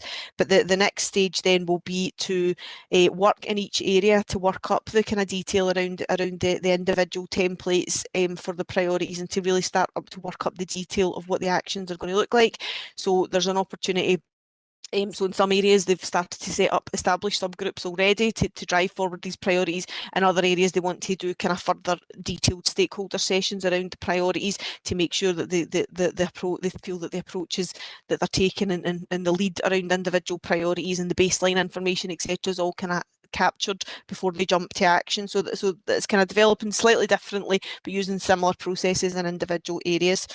Appendix 2 provides a kind of update on the kind of key milestones and kind of indicators that are telling us how things are progressing around the key areas of work. So you see in there an update around community boards, an update around the development of the LOIPs, you know, an update around work to develop PB, etc. So that kind of gives you an overview of and quite detailed kind of update around some of those priorities. Appendix 3 gives you a kind of at a glance update in terms of progress, and that's the kind of the template that we use to report into the North Lanarkshire Strategic Leadership Board, and that's really about flagging up any kind of challenges or any opportunities from a leadership perspective, so that we're able to look at, you know, is there anything we need to do in terms of risk, in terms of resources to support the work that we're delivering with communities. 2.3 of the report provides an overview of kind of the highlights and the progress that's contained within those appendices, and really focuses in on Cycle 3, the community boards, work to develop the LOIPs, LDP and participatory budgeting. We then cover the kind of focus for the next reporting cycle. So at the next meeting we would be expecting that we'll be able to bring a lot more detail around what's the next stage, or an update on the next stage in terms of the LOIP development. So we've now got the plans for each area, design work's now underway, the plans should have been published and launched by then, and what we'll be looking at is bringing much more detail around the priorities and how the priorities will be supported and developed across the partnership. So I suppose, what are the partnership structures that will support the work within communities, whether it's the community boards, the development of the LOIPs, how do we make sure that as a partnership we're adequately supporting this work? So that's what we would hope the next kind of stage of the reporting process will kind of focus on. So the recommendations are really just to note the progress in terms of delivering around the kind of key elements of the programme for working with communities, and all the work around supporting the development of the LOIPs, which I know has you know, we have been working in these LOIPs for quite a while, but I think that demonstrates, you know, the level of community engagement and involvement and participation in the development of these plans, and we really want to get them right. We don't want to just jump to action. We want to make sure that they really support delivery within communities, but also reflect the plan for North Lanarkshire and the strategic priorities. And the second recommendation there is just that now that the community asset mapping process has kind of been established, it's really just that we will now kind of mainstream that and use it as a tool and an approach to support work with communities. So we're just asking committee really to acknowledge that, and that's me. Happy to take any comments or questions. Well, I don't see any comments or questions on the chat bar, and I would like to thank the team for all their work. It certainly began to make sense when we were on the small groups and watching officers filling it in as you go. It certainly was. It brought everything to life, and I'm sure Councillor Linden will agree in that. It was certainly, it brought home how much work had been done in the background, and we can only thank the team enough for that. So do we agree the report? Right, okay, thank you. If we can move on to the next one, of which is Eleanor, and it's for English of speakers of other languages. Thank you, Chair, and good morning, everyone. This report gives an overview of the existing community-led development ESOL and integration programme for New Scots, but also highlights the continuing provision throughout the pandemic. Community learning development work collaboratively as a team to provide ESOL support to young people, adults and families. So although you'll find that the ESOL language learning is done through adult learning, there is also an extensive provision across the other areas of work, youth work and family learning. Within the resettlement team within Community Learning Development, we have a CLD resettlement worker who works very closely with her counterpart in social work department, and that the CLD worker coordinates all of the CLD support to North Lanarkshire's refugee and migrant communities. This is done in partnership with a vast array of services, New College Lanarkshire, Social Work Department, NHS, DWP, and many more. During the COVID pandemic, as with all learning provision, the Community Learning Development ESOL offer has evolved, and it's continuing to evolve too out into recovery as we plan for recovery and move forward. ESOL learners within adult learning were the first to take up online delivery, and this was offered, supported by doorstep drop-off of resources, telephone calls, both of which also included a wellbeing aspect for those learners. And also there were contact made through social media outlets as well. The online offer has grown, as Liz mentioned earlier, it now includes 19 online sessions a week. As the ESOL, the need for ESOL seems to be increasing as well. We're finding more and more referrals through Job Centre and DWP in general. So the 19 sessions a week, they include SQA English language learning, which is accredited learning, offered at accredited learning from beginners all the way through to SEQF level 4. We also have adult achievement awards and driving theory. That's within those 19 sessions. So ESOL learners are then able to achieve a qualification if they wish, and very many of them do wish actually to do that from beginners level all the way up to level 4. Also during the lockdown, one of the things that was highlighted, not just for ESOL, but was digital literacy. And although many of our ESOL learners had taken up that offer of working online and digitally, what we were finding was that a lot of them were just using their phones. So through Connecting Scotland, we managed to get 25 families digital devices, and each of those families are being supported by a digital champion through CLD. One of the other things that I'm delighted to report is that almost all of our Coatbridge and Airdrie refugees who came to settle with us just over 5 years ago have now been granted indefinite leave to remain. The Community Learning Development and the Social Work Department resettlement workers have supported these families throughout this process, and also worked very closely with Ethnic Minority Law Centre, who represented the families in the process. A few things for the future to mention.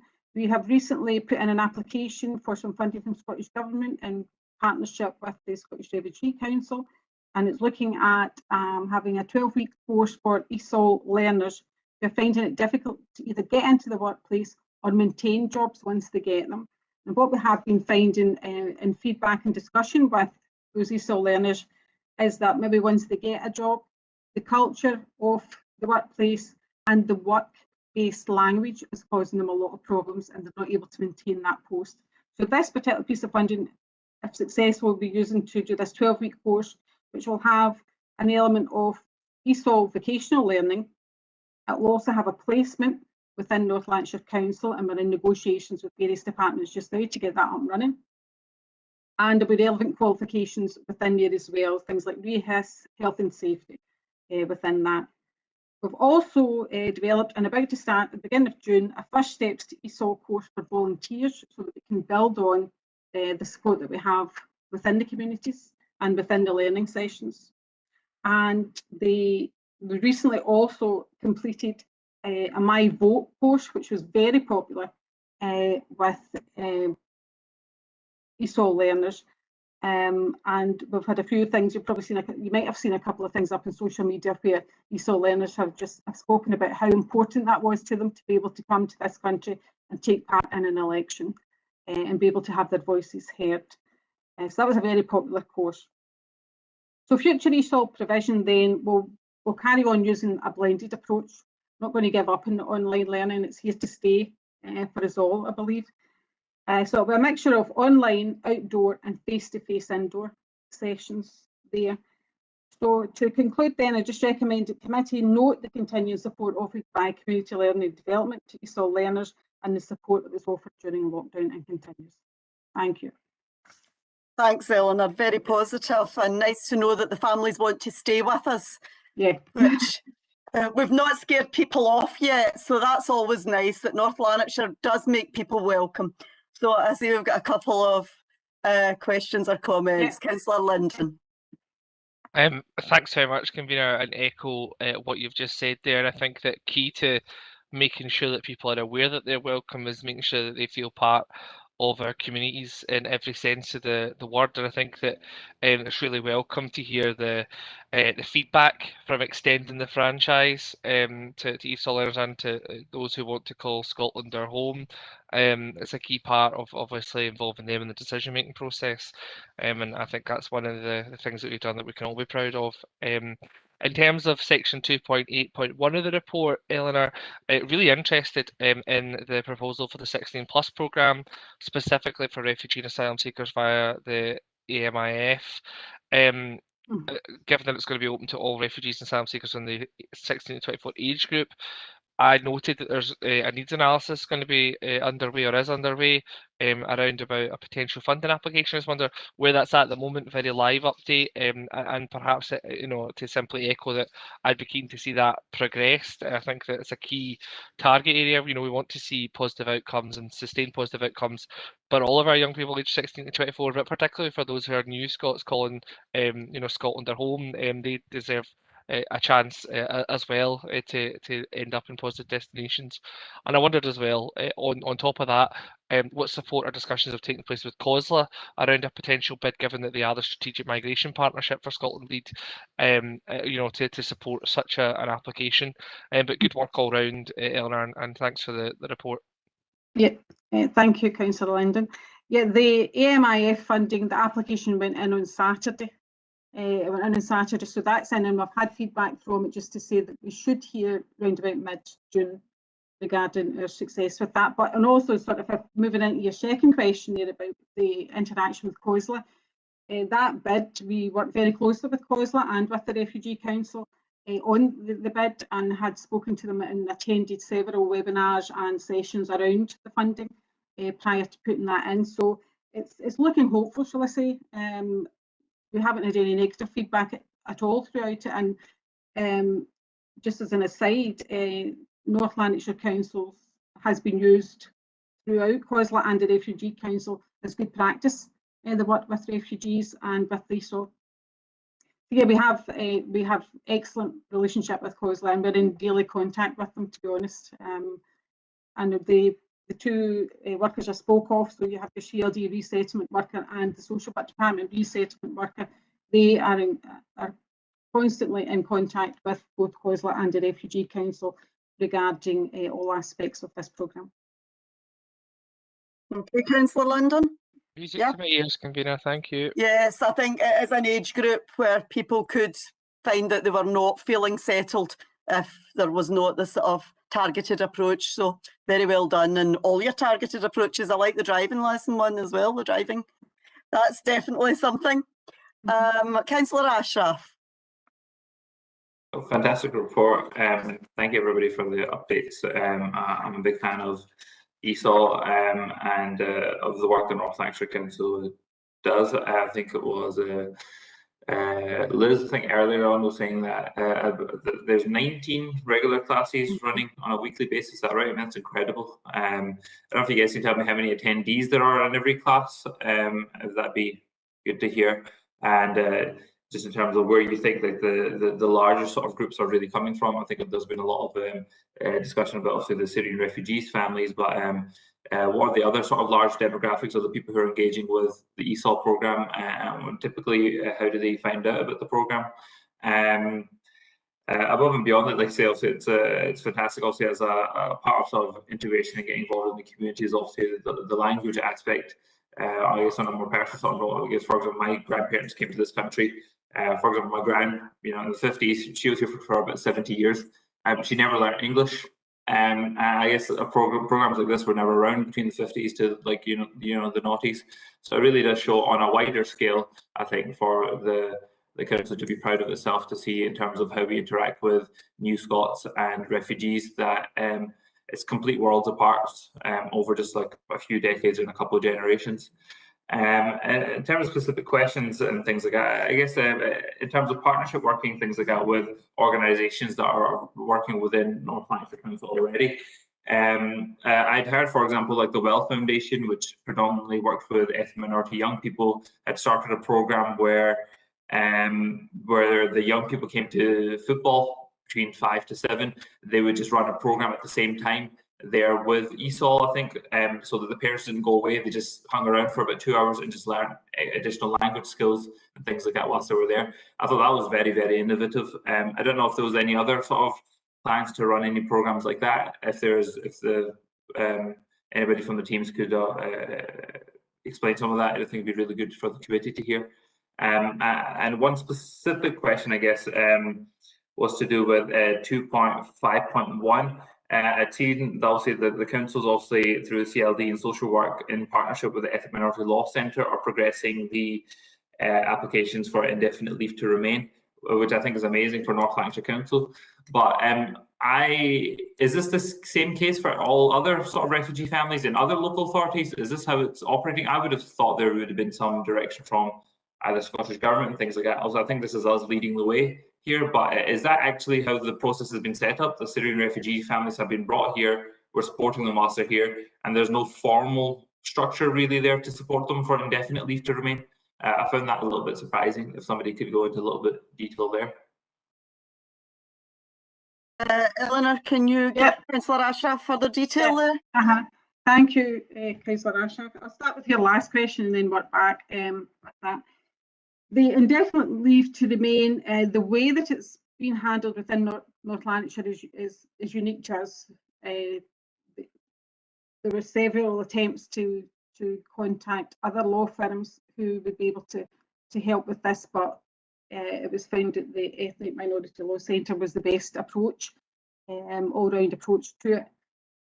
As it regards as to what is happening in the rest of the country, I think it's really up to each local authority as to how they deal with this. And I'm sorry, I don't have any information about how other local authorities are dealing with it, but I can also obviously get some information regarding that.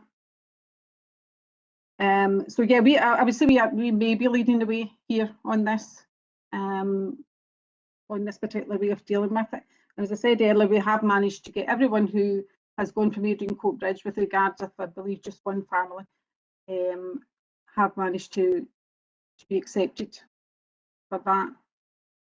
If we go back to the question about the Well Foundation, absolutely. We also have there's other projects in planning at the moment, but one that has started is a Duke of Edinburgh programme that we're doing with young people, and it is specifically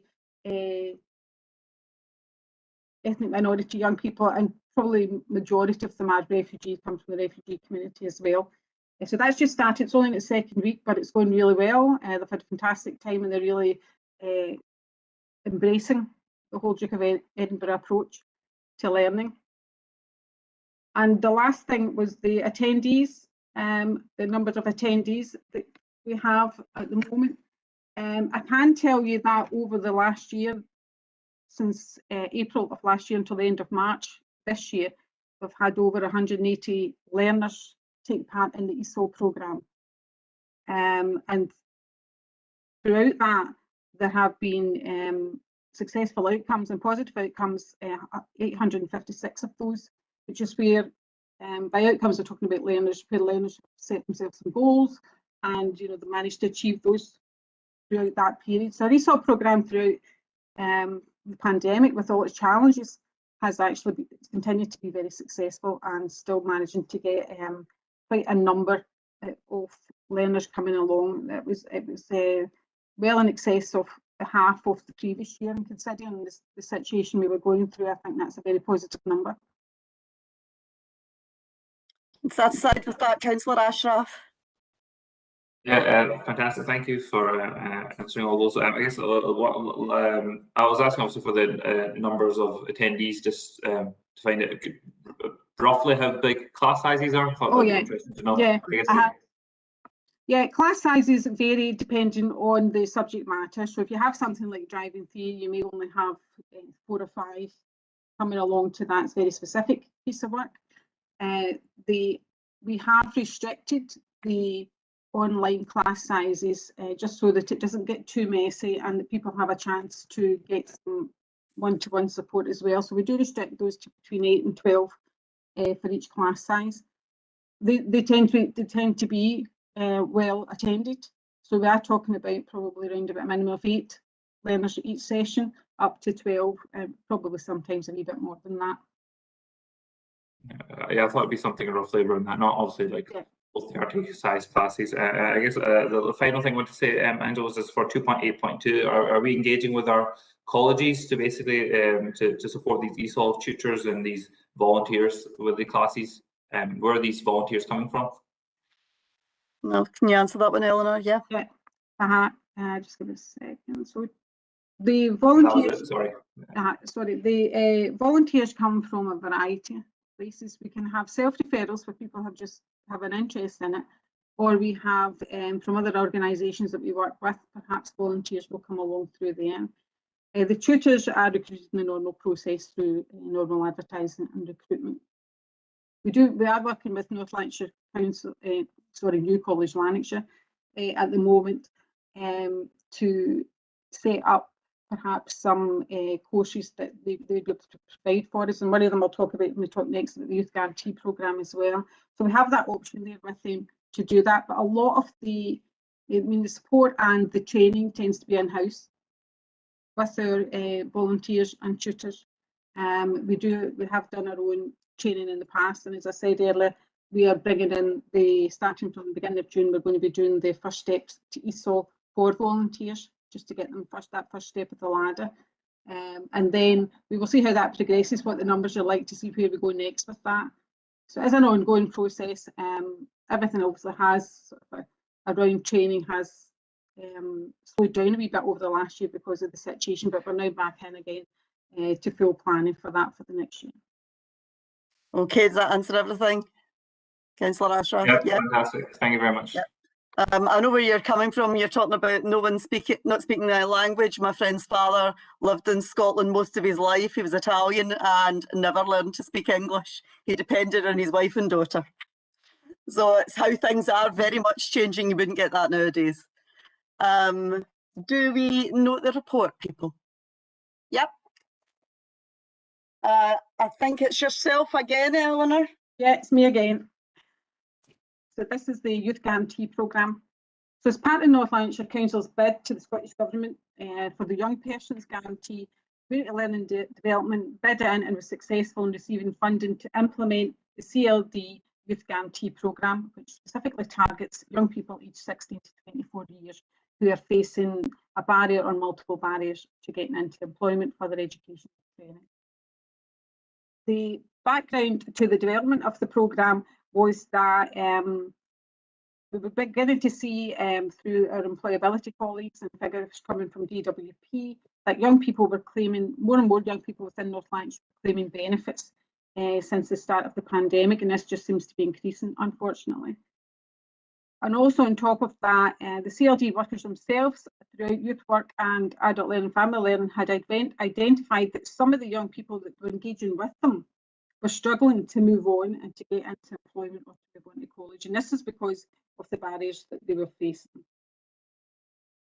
And these barriers were could be singular or multiple for some young people, but the sort of barriers we're talking about there are, they were care experience or they were carers themselves, young carers, learning difficulties, there were perhaps new young tenants or young parents, and several other ones as well.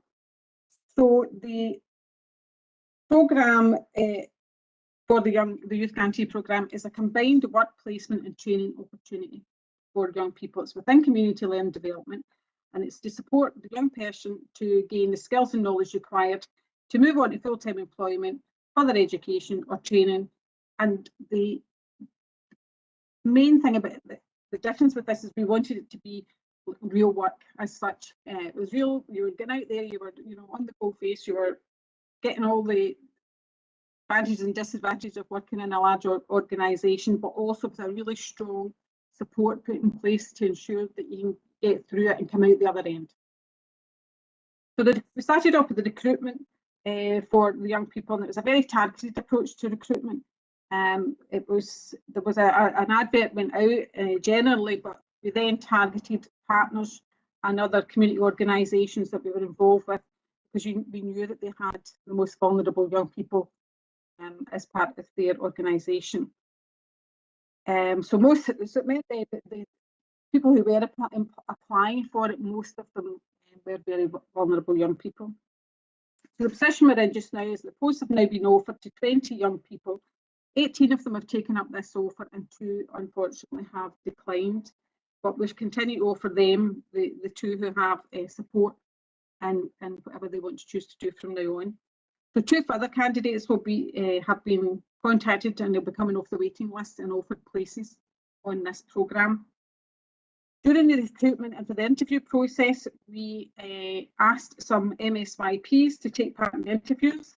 They got the opportunity to ask a question themselves, although we did make it clear that that question would not influence, the answers to those questions would not influence the decisions that would be made by the panel. But it was a really good experience for all involved, for the panel too, and we got really good feedback from panel members and the MSYPs about that experience.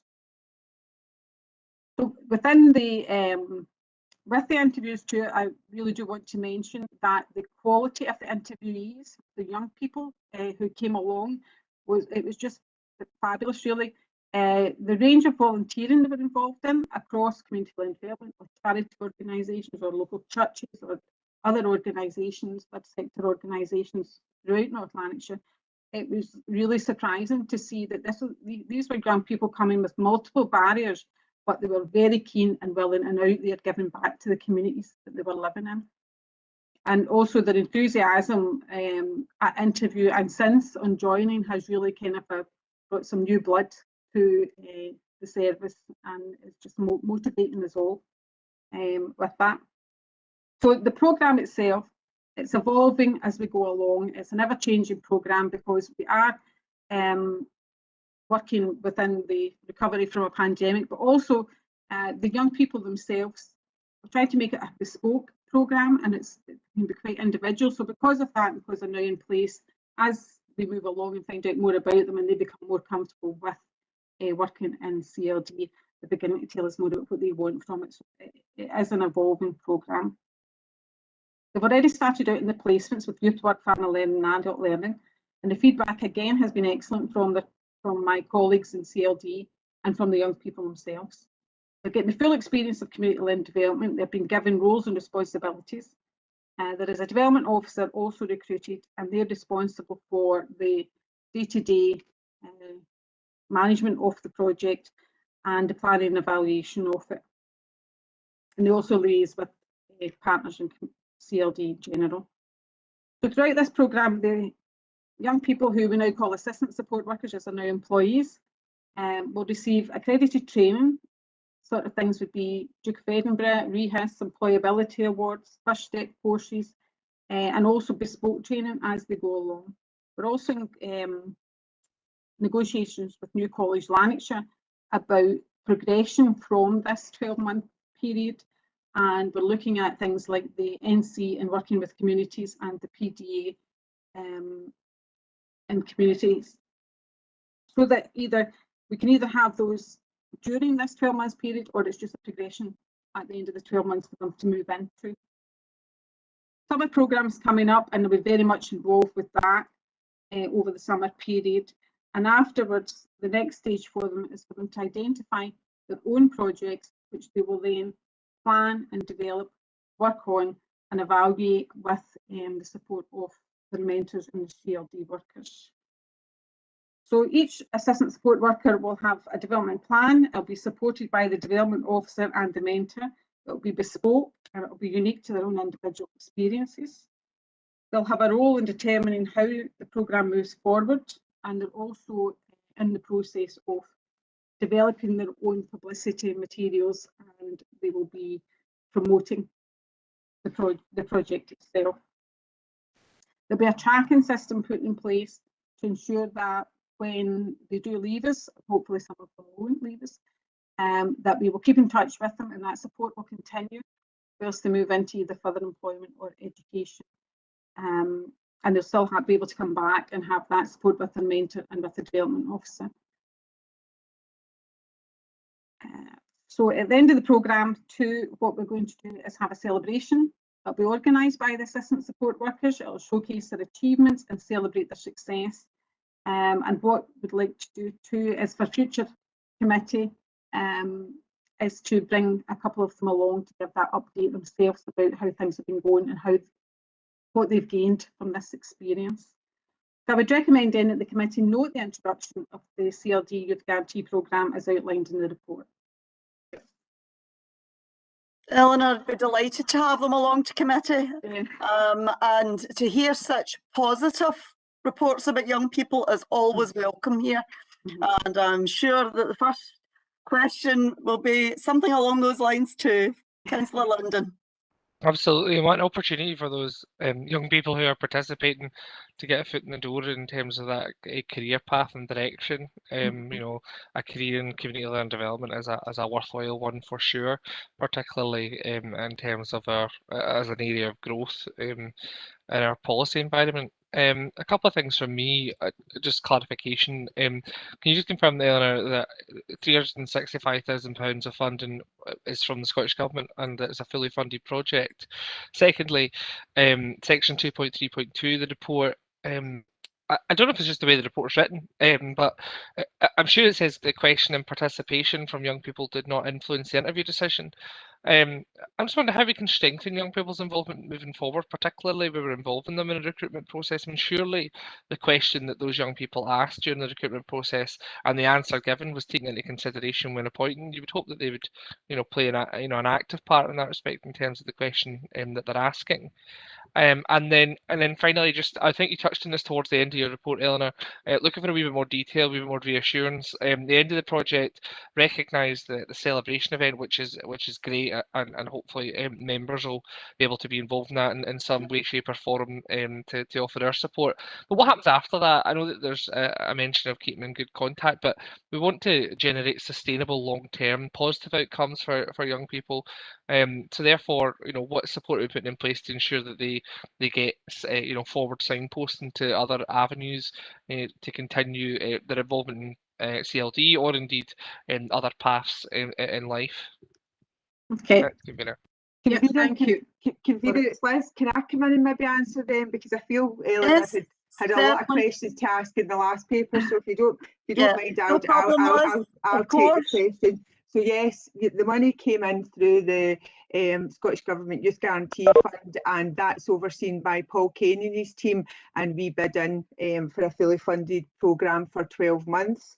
The young people, we were obviously trying to make sure that we had a balance between our recruitment procedures and involving our young people, and we've been working very closely with our employee relations team and also our investors in young people's team around the involvement of young people. And it was interesting, whilst the young people didn't influence as such the questions and the actual formal scoring in line with our recruitment procedures, the person that we had identified as the successful candidate for the development officer post, the young people, when we asked them at the end what who they had recommended, was the same person. So that was really good that there was that kind of tie-in. So it is a work in progress, and you know, we want to see more and more young people getting involved in our recruitment procedures across the council, and we have been working closely with our colleagues in the Todd team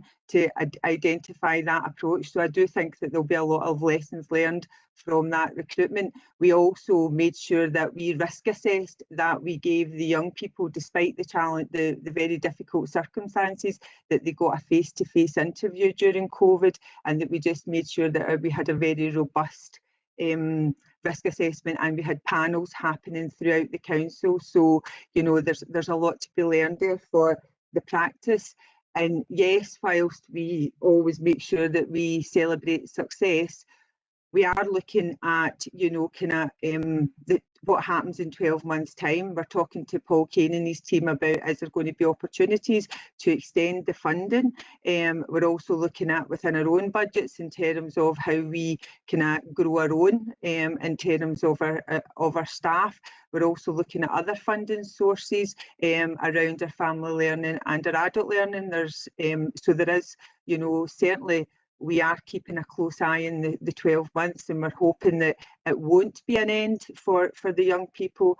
And as Eleanor quite rightly said, we're working with our colleagues in the colleges to look at pathways kind of for further training, and also what are the kind of other opportunities for young people who have now got 12-month invaluable work experience to kind of go forward. So definitely, you know, kind of looking at a whole range of options for those young people, and hopefully we will be able to, through the council's processes, retain as many as possible. But for the ones that we don't, we will certainly be looking at how we can work with them to get a positive pathway.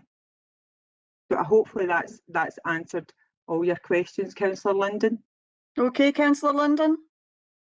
Yep. Okay, thank you. Now, next, Councillor Ashraf, and I'm aware that there are a number of people going to a committee at 1 o'clock, so I've just been reminded of that. So if we can try and be kind of more brief in our questions. I know we try and let people say as much as they want. So Councillor Ashraf. No worries, Chair. Also a fantastic project, and I think something that's invaluable, as was said there, invaluable work experience for the young people. Obviously, there's 12 months worth of work experience.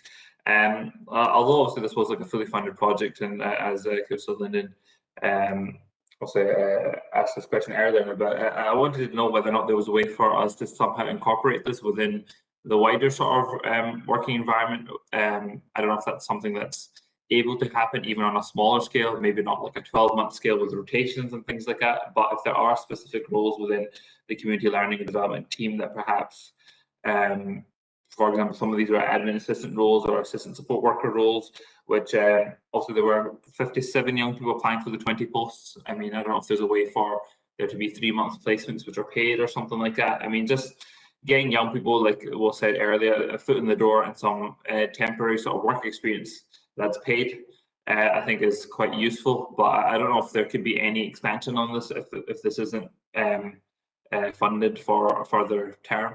I don't know if you can go into any of that. I suppose for us, you know, kind of the staff have been pushing for, you know, I think they would love to kind of give as many young people an opportunity as possible, and it's about, you know, we've created at very short notice 20 new posts into the service for NLC3s, and it's making sure that, you know, that we get a balance between kind of quantity and quality.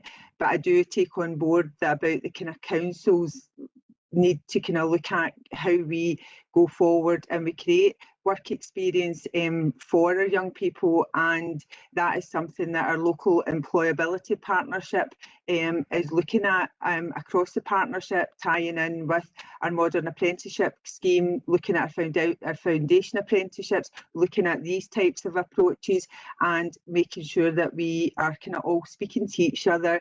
We're also looking at what we can do in terms of the promise, and that we have 3 young development officers sitting supporting our care experience young people. So I think, you know, it's still early days, but we recognise the need for a really joined up approach to deliver as many opportunities for young people going forward as we emerge out of the pandemic and hopefully move more into recovery. Okay, Councillor Ashraf, does that assist? Yep. Yeah. Okay, Councillor Brannan McVeigh. Thank you, convener. What a wonderful opportunity for 57 young people to be engaged in this way. As not only the only CLD professional on this meeting, it's wonderful when we take proactive professional pathways to grow our own, but also it's about the diverse learning opportunities that the young people will get. So I suppose my two questions are around about how do we get young people engaging with diverse placements within North Lanarkshire, considering the barrier of the logistics of travel. I always remember when I was doing my degree, I wanted to work on everything except youth work, and then ended up coming back to youth work feeling like I found my home, but that was not what I did. My dissertation wasn't my placement with. So sometimes I find that balance of challenge for what a young person thinks that they want to do, as well as offering diversity of learning for what they can do. So it's just to see how that's going to be managed a wee bit. And part of that links into not only within a CLD context, but also young people seeing that the foundation learning, if they like, the experiences they've had through their community participation today and through this wonderful opportunity, how that can diversify into future career pathways. So it's just about what kind of channeling's been done there. And just to reiterate again, the need for some collective learning within them, so that they don't all feel like we individuals stuck on a project miles apart. Make sure that the unique collective experience can be sort of garnered and harnessed, but also to make sure that what can be accredited is, so that it becomes a real springboard going forward. So there's a lot in there, just trying to do it as quickly as possible, convener. I'm happy to take information after committee if that's if that would help. Okay. If you have the information that you can give to Councillor Brennan McVeigh quickly.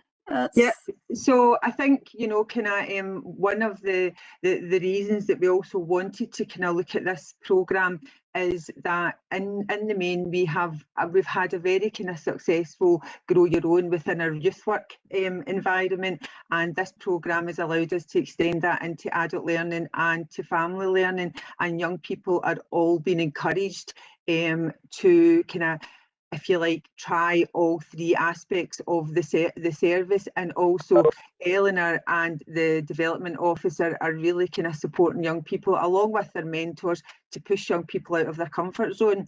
And it's great to see that young people are now involved in supporting our CLD workers' schools in a family learning environment and within our adult learning. Some of the young people have already kind of indicated that they want to get involved in teaching ESOL, and we're making sure that they're getting the kind of qualifications and support to do that. And the good thing about the service is that it has got such a diverse range of activity that our young people are getting the opportunity, if you like, to kind of access many opportunities across the service.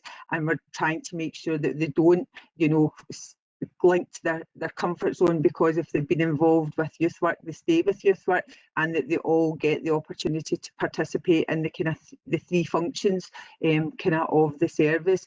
And we're also trying to make sure that they are working in small projects as teams, they're working with buddies and across each other, and we're also identifying them collectively as a group of staff as well, who come into contact with the management, the CLD worker schools, and also partners.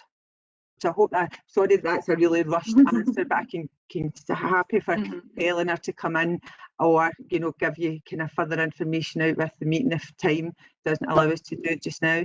Councillor Brennan McVeigh's happy. Thumbs up. Okay, do we agree to note the report as there were no further questions? Yep. Okay. Back to yourself, Leanne, and it's the progress report on the commissioning approach, and this was something which came through previous committee, and this is just the formalisation of it. Is that correct, Leanne? Yeah, absolutely. I won't spend a lot of time in this report. It's really just, as you say, to provide that update in terms of where we're at. In terms of the commissioning arrangements, work's continuing to develop that across the communities team, but very much in partnership with colleagues in health and social care, procurement, etc., to make sure we get the model right. There's a very focused piece of work underway right now to aiming to draft something, as was mentioned earlier, for a future committee, and that'll be outlining the kind of proposal around the kind of new funding model that's much more aligned to a kind of commissioning approach.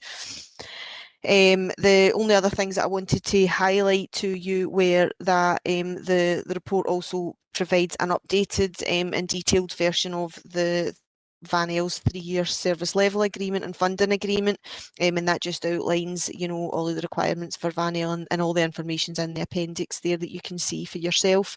Happy to take any questions around that. The other kind of thing that I wanted to highlight was around the fact that VANEL are leading on the climate emergency work, specifically around the Act Now programme. And North Lanarkshire Council has allocated a one-off sum of £14,658 for 21-22 to fund a part-time Act Now assistant, which will be managed by VANEL, but very much on behalf of the North Lanarkshire Partnership. So in terms of the recommendations, sorry, the only another thing to clarify, which was around the sum. So the previous report had highlighted that to support the development of the commissioning work and the work that VANEL has been doing over the past wee while and will continue to do to develop the work around supporting communities. There was a sum allocated of £30,000, and that was what was mentioned previously, but we just want to clarify through this report that the 30,000k referred only to what was kind of available, the potential amount. What was actually agreed was a 15% uplift to VANEL's core grant, which means an increase, so it's not quite £30,000, it takes it from 166,550 to 191,532. So that was the main things that I wanted to pick up on that report and highlight to you. All the details are in there and it's really just an update. So we're really just asking committee to note the final detail of the service level agreement and the funding and the level of funding for 21-22. Thank you. Councillor Linden. Right, thanks so much, Convener. A couple of things from me. I mean, first of all, I don't want to say negative, not the intention at all, but I do think the report should be for agreement, not for noting. Actually, we only agreed The report is for approval, Councillor Linden. no, the report's for noting, as far as I was aware. No, it says approval. Sorry, I've maybe just hold on a wee second. No, it's not across an approval. Okay, well, I'm seeing here it says it's recommended that Community Empowerment Committee note and not agree in the recommendations, Convener. Oh, So that should be in the recommendations. It's just it's approval up at the top, Councillor Linden. great. Okay, so I think that's important because we did agree Apologies. that we would have a commissioner approach come forward and that we wouldn't agree it until we saw the content.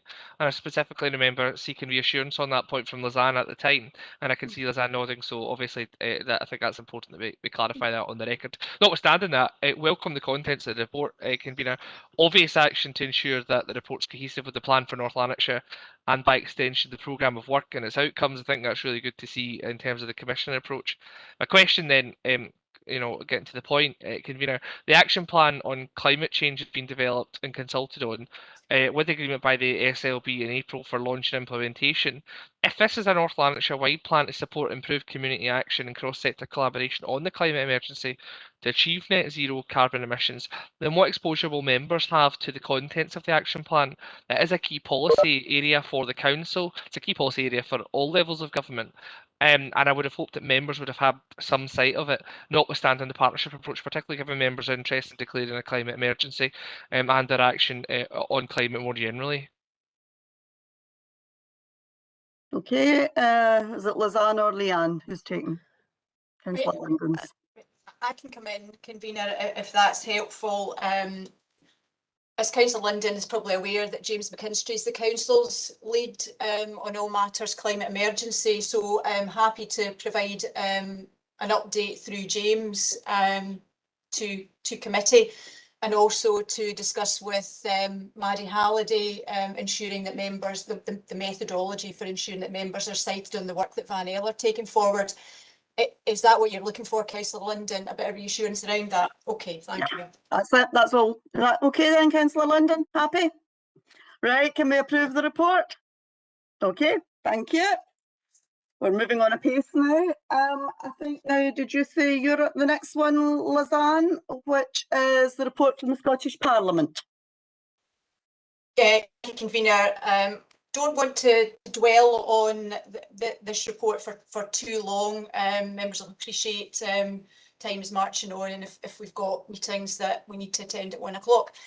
The intention behind bringing this very detailed report prepared by the Scottish Parliament Local Government and Communities Committee was really just to give us the opportunity to reflect on that deep dive that was undertaken and what the council could glean from the information that's contained within the report, contained within the appendix. So what we're looking for from committee today, I suppose, is endorsement for officers to go away and look at our own processes in light of the findings of that national look at community asset transfer and participation requests, so that we can make it easier for community organisations, being the bottom line in that intent. We know that, as does Scottish Parliament, that the current legislation and guidance perhaps is a bit too clunky, for want of better terminology. So we are keen to use this as an opportunity to look at ways in which we can perhaps have an approach to granting leases, for example, to community organisations in a more straightforward way that doesn't tie them up in the formal CAT process if we don't need to do that. So just looking for endorsement of going away and having a look at that in terms of the recommendations of the report. Thank you, Convener. I don't think anyone would disagree with making the process more straightforward, and it's good that the Scottish Parliament have recognised that it is an extremely onerous process for groups. So do we approve the report? Yep. Now, I think it's back to yourself, Leanne. Yeah, thanks, Convener. Again, I'll be brief with this one. This report very kind of simply outlines the council's approach to internal assessment of CAT reviews. So under the Community Empowerment Act, local organisations who submit a community asset transfer request, which is rejected, have the right to within 20 days of the decision, submit a request for review. The council has then got to undertake that review and reach a new decision within 6 months. The report really just outlines the approach, but that very much reflects the national guidance approach, so there's not really a lot of leeway in terms of how we would kind of support that locally. I suppose the report also outlines the role of the kind of cross-party panel that would be made up of elected members from across the different political parties. The role of that group is really to just conduct and undertake the review in line with the national process, and the final decision sits with that group in terms of the council's position. However, organisations then do have the option to look for further appeal to Scottish ministers if they're unhappy with the final decision that the council does reach. So really the recommendation is just that the committee is quite happy with that approach to approve that approach that very much reflects the national guidance that's set out from Scottish Government, and that's really what the report's saying. It's really just outlining what the process is. Happy to take any comments or questions. Councillor London. Thanks, Convener. A number of comments on this paper. I'm keen to hear more detail around how we are formulating our approach in terms of the composition of the panel for review. Noting the monitoring officer's recent feedback around the appropriateness of members' participation in terms of the the consideration as a quasi-judicial function, and I'm wondering what the statutory footnote and baseline requirements of the legislation are in terms of formulating the panel for appeals on that basis. I mean, I'm noting section 2.8.1 outlines the kind of, well, what I would suspect to be the restrictions on the membership of that panel, which is to say that the local ward members are not allowed to participate if the organisation is within their scope, and indeed that any members of the committee, service committee that made the original decision on the CAT process are not permitted either. But I mean, from my own experience, you know, to put it on the record, I was set to be participating in the View Park Gardens Trust appeal this week, and officers from the communities team considered that perhaps my participation wouldn't be appropriate given my interest in the View Park Gardens Trust organisation. So I guess we need to be clear around what section 2.8.1 actually says, because, you know, if we're actually saying that the composition can't be members from the local area, members who are on the service committee, and any member who has expressed an interest in it, perhaps that should be quite clearly articulated, because that isn't what's currently in the document. So I think it's important that's put on the record. So I'd be keen to hear more about that. Secondly, and you know, an important point, Convener, I'm sure you'll agree, having you know, heard from local groups. Why is it that in terms of how our appeal function is set up at the moment, the appeal process doesn't automatically afford the appellant a hearing? Members will have never had the opportunity to hear very directly from any group making an application for a CAT, and this seems unfair in terms of the opportunity for officers, not for 1 minute suggesting that officers are you know, going to give one you know, one undue position over another, but actually just simply to say that officers can pass comment on an application at the very early stage and indeed at the appeal, but the organisation themselves can't have the right to reply in terms of anything that we may be interested in hearing if we were on an appeal. And the hearing appears only to come if the panel decides, but the appeal review is already the purpose of the panel meeting, so that seems somewhat in reverse order. Surely the hearing should come before the panel decide on the appeal outcome.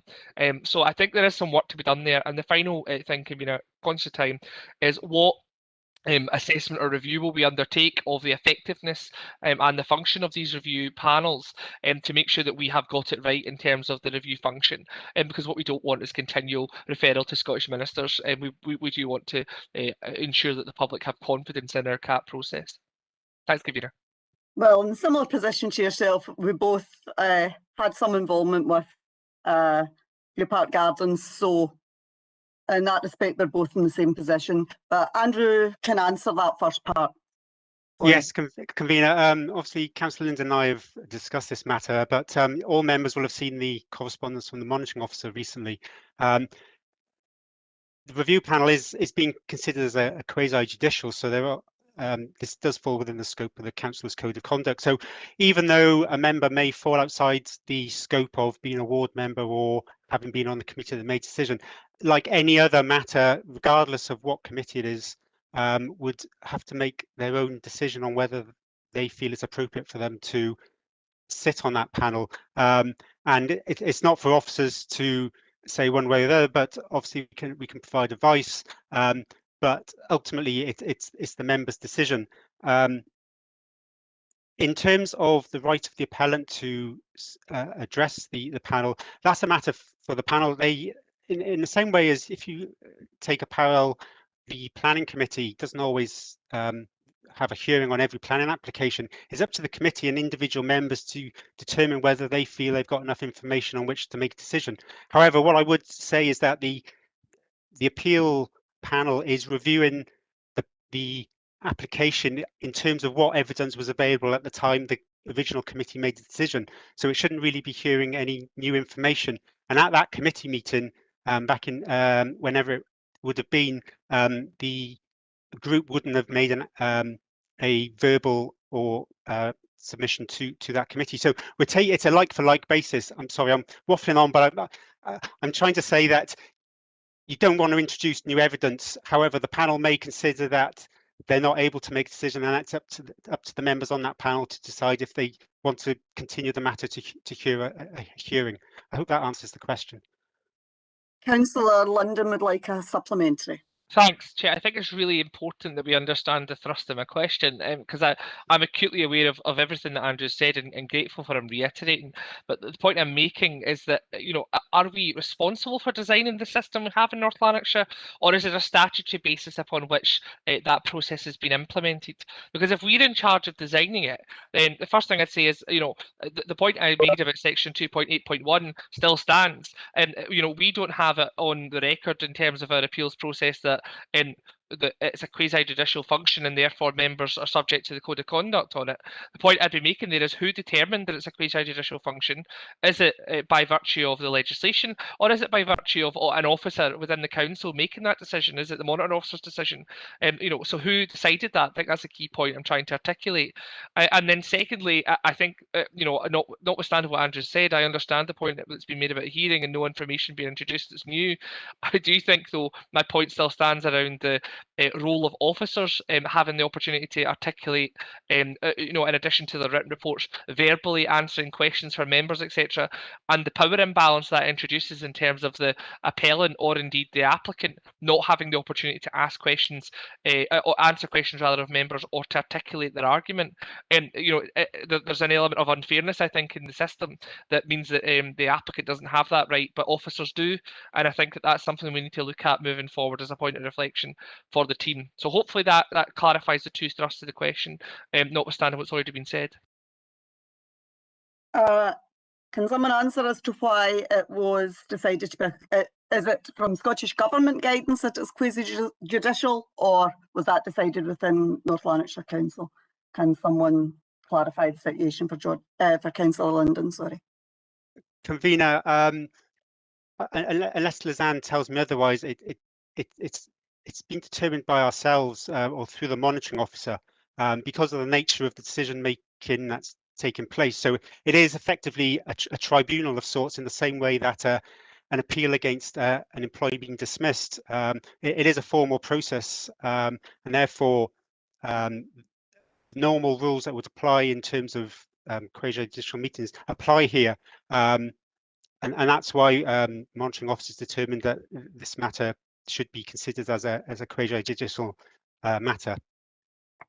Does that explain that to you, Councillor Linden? It does. Perhaps officers can then pass comment, because I've still yet to hear comment passed on the procedural unfairness of having a hearing and indeed a process that doesn't involve the applicant having a verbal opportunity at any point, but officers do. Can someone? I'm happy to attempt to pick up on that, Councillor Linden. The guidance very clearly states that this is a politically led process, and from the point of other than providing the information that we received around the request for review, the officers that have been involved to date have now take a step back and are now not involved. All that we did was hand over the information to the review group. So there won't be an opportunity for officers to have their say throughout the process. The only way that officers would be brought in would be if there was a decision to have a hearing. That's the only way that officers would be brought in to provide any information. So it was just to clarify that point, that absolutely officers will not, but I suppose the other thing is, because it is a politically led review and it's very clear throughout that the panel needs to make the decision on how the review kind of moves forward, so that the panel, when they meet, their decision is, do we have enough information to make a decision right now, or do we feel we need to hold a hearing? And it would be inappropriate for any information to go at this point from officers to suggest one way or another. That's really for the panel. So officers haven't had any involvement in designing, other than laying out what the process should be, and then handing over all the information received from the organisation and presenting that to the panel. It's then for the panel to make that decision about how they feel that the review should proceed and what the next step should be. Do you accept that, Councillor Linden? And it's something we can look at to the future? Yeah, absolutely. I think a suggestion would be perhaps the officers should introduce a pre-panel meeting where the panel decide whether or not they have the information required to proceed, or whether they need to have a hearing and then they have a panel meeting. That might be something we might want to consider in line with the kind of children's hearing model, and officers might want to take that on board as a suggestion. Something to look to the future, Councillor Linden. These are all new to everyone, and we can only make progress as we go through. Sorry, Convener, just before we leave that point, I just want to confirm that the groups involved in the transfer request do have the opportunity to put a written submission into the panel, which will be before members. So whilst they also have a report from the council service, they also have written information from the appellant as well. So there is a balance there. Yeah. Okay, thanks, Andrew.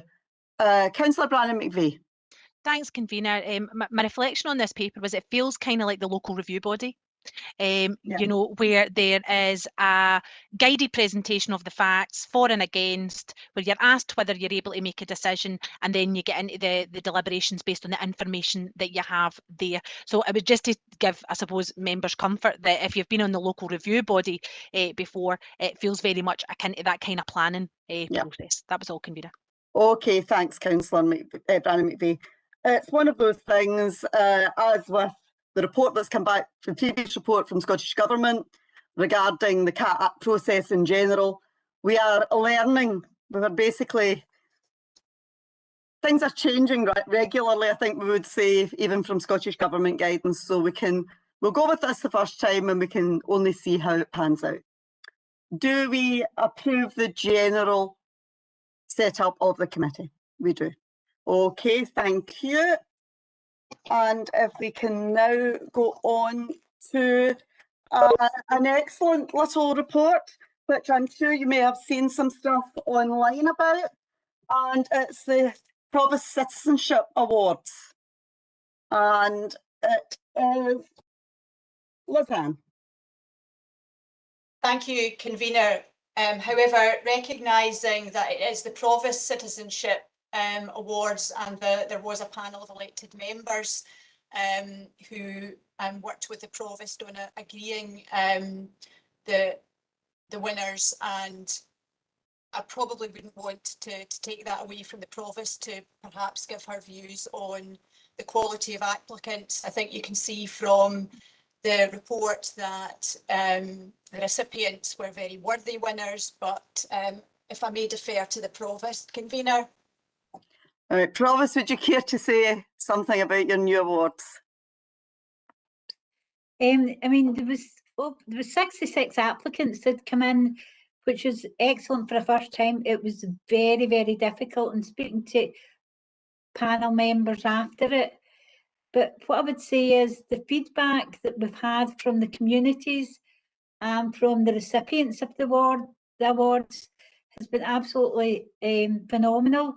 So much so, I've had, in the last 3 days, I've had 5 different people ask me when we're going live with this year's awards, and there's been some emails flying back and forward this morning between corporate comms and Fiona Tennant and myself about getting that live. So as soon as that's live, I will circulate it to all elected members, because every one of us knows somebody that spent that extra mile, not just in the last year, but before we went into lockdown. And it's good to see so many volunteers coming back out of hibernation, for want of a better word, and back into community groups opening up again.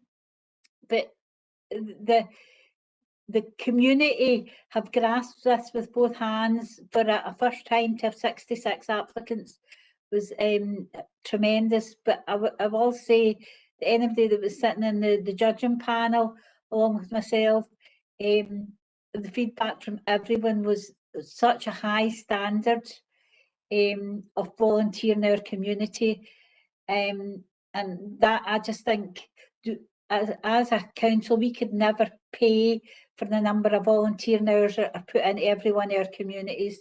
And a big thanks to everybody who volunteers. Can only endorse what you've said, Provost, and it was nice to see the balance between individuals and families and groups, because sometimes the individual people get missed out and it's the big groups or that are noted. So very well done to all elected members who were involved and officers who assisted. So nice to see North Lanarkshire with something so positive again. So do we agree to note the report? Yep. And last but by no means least, it's just the contracts awarded below committee approval threshold. Do we agree to note the report? Yep. Okay, can I thank you all very much, and my apologies to those who are on the committee at 1 o'clock for us going over a little bit, but thanks for everyone's participation at this delayed meeting, which previously was cancelled for such a sad reason. Okay, see you all in August again. Bye-bye. Thanks to the chair.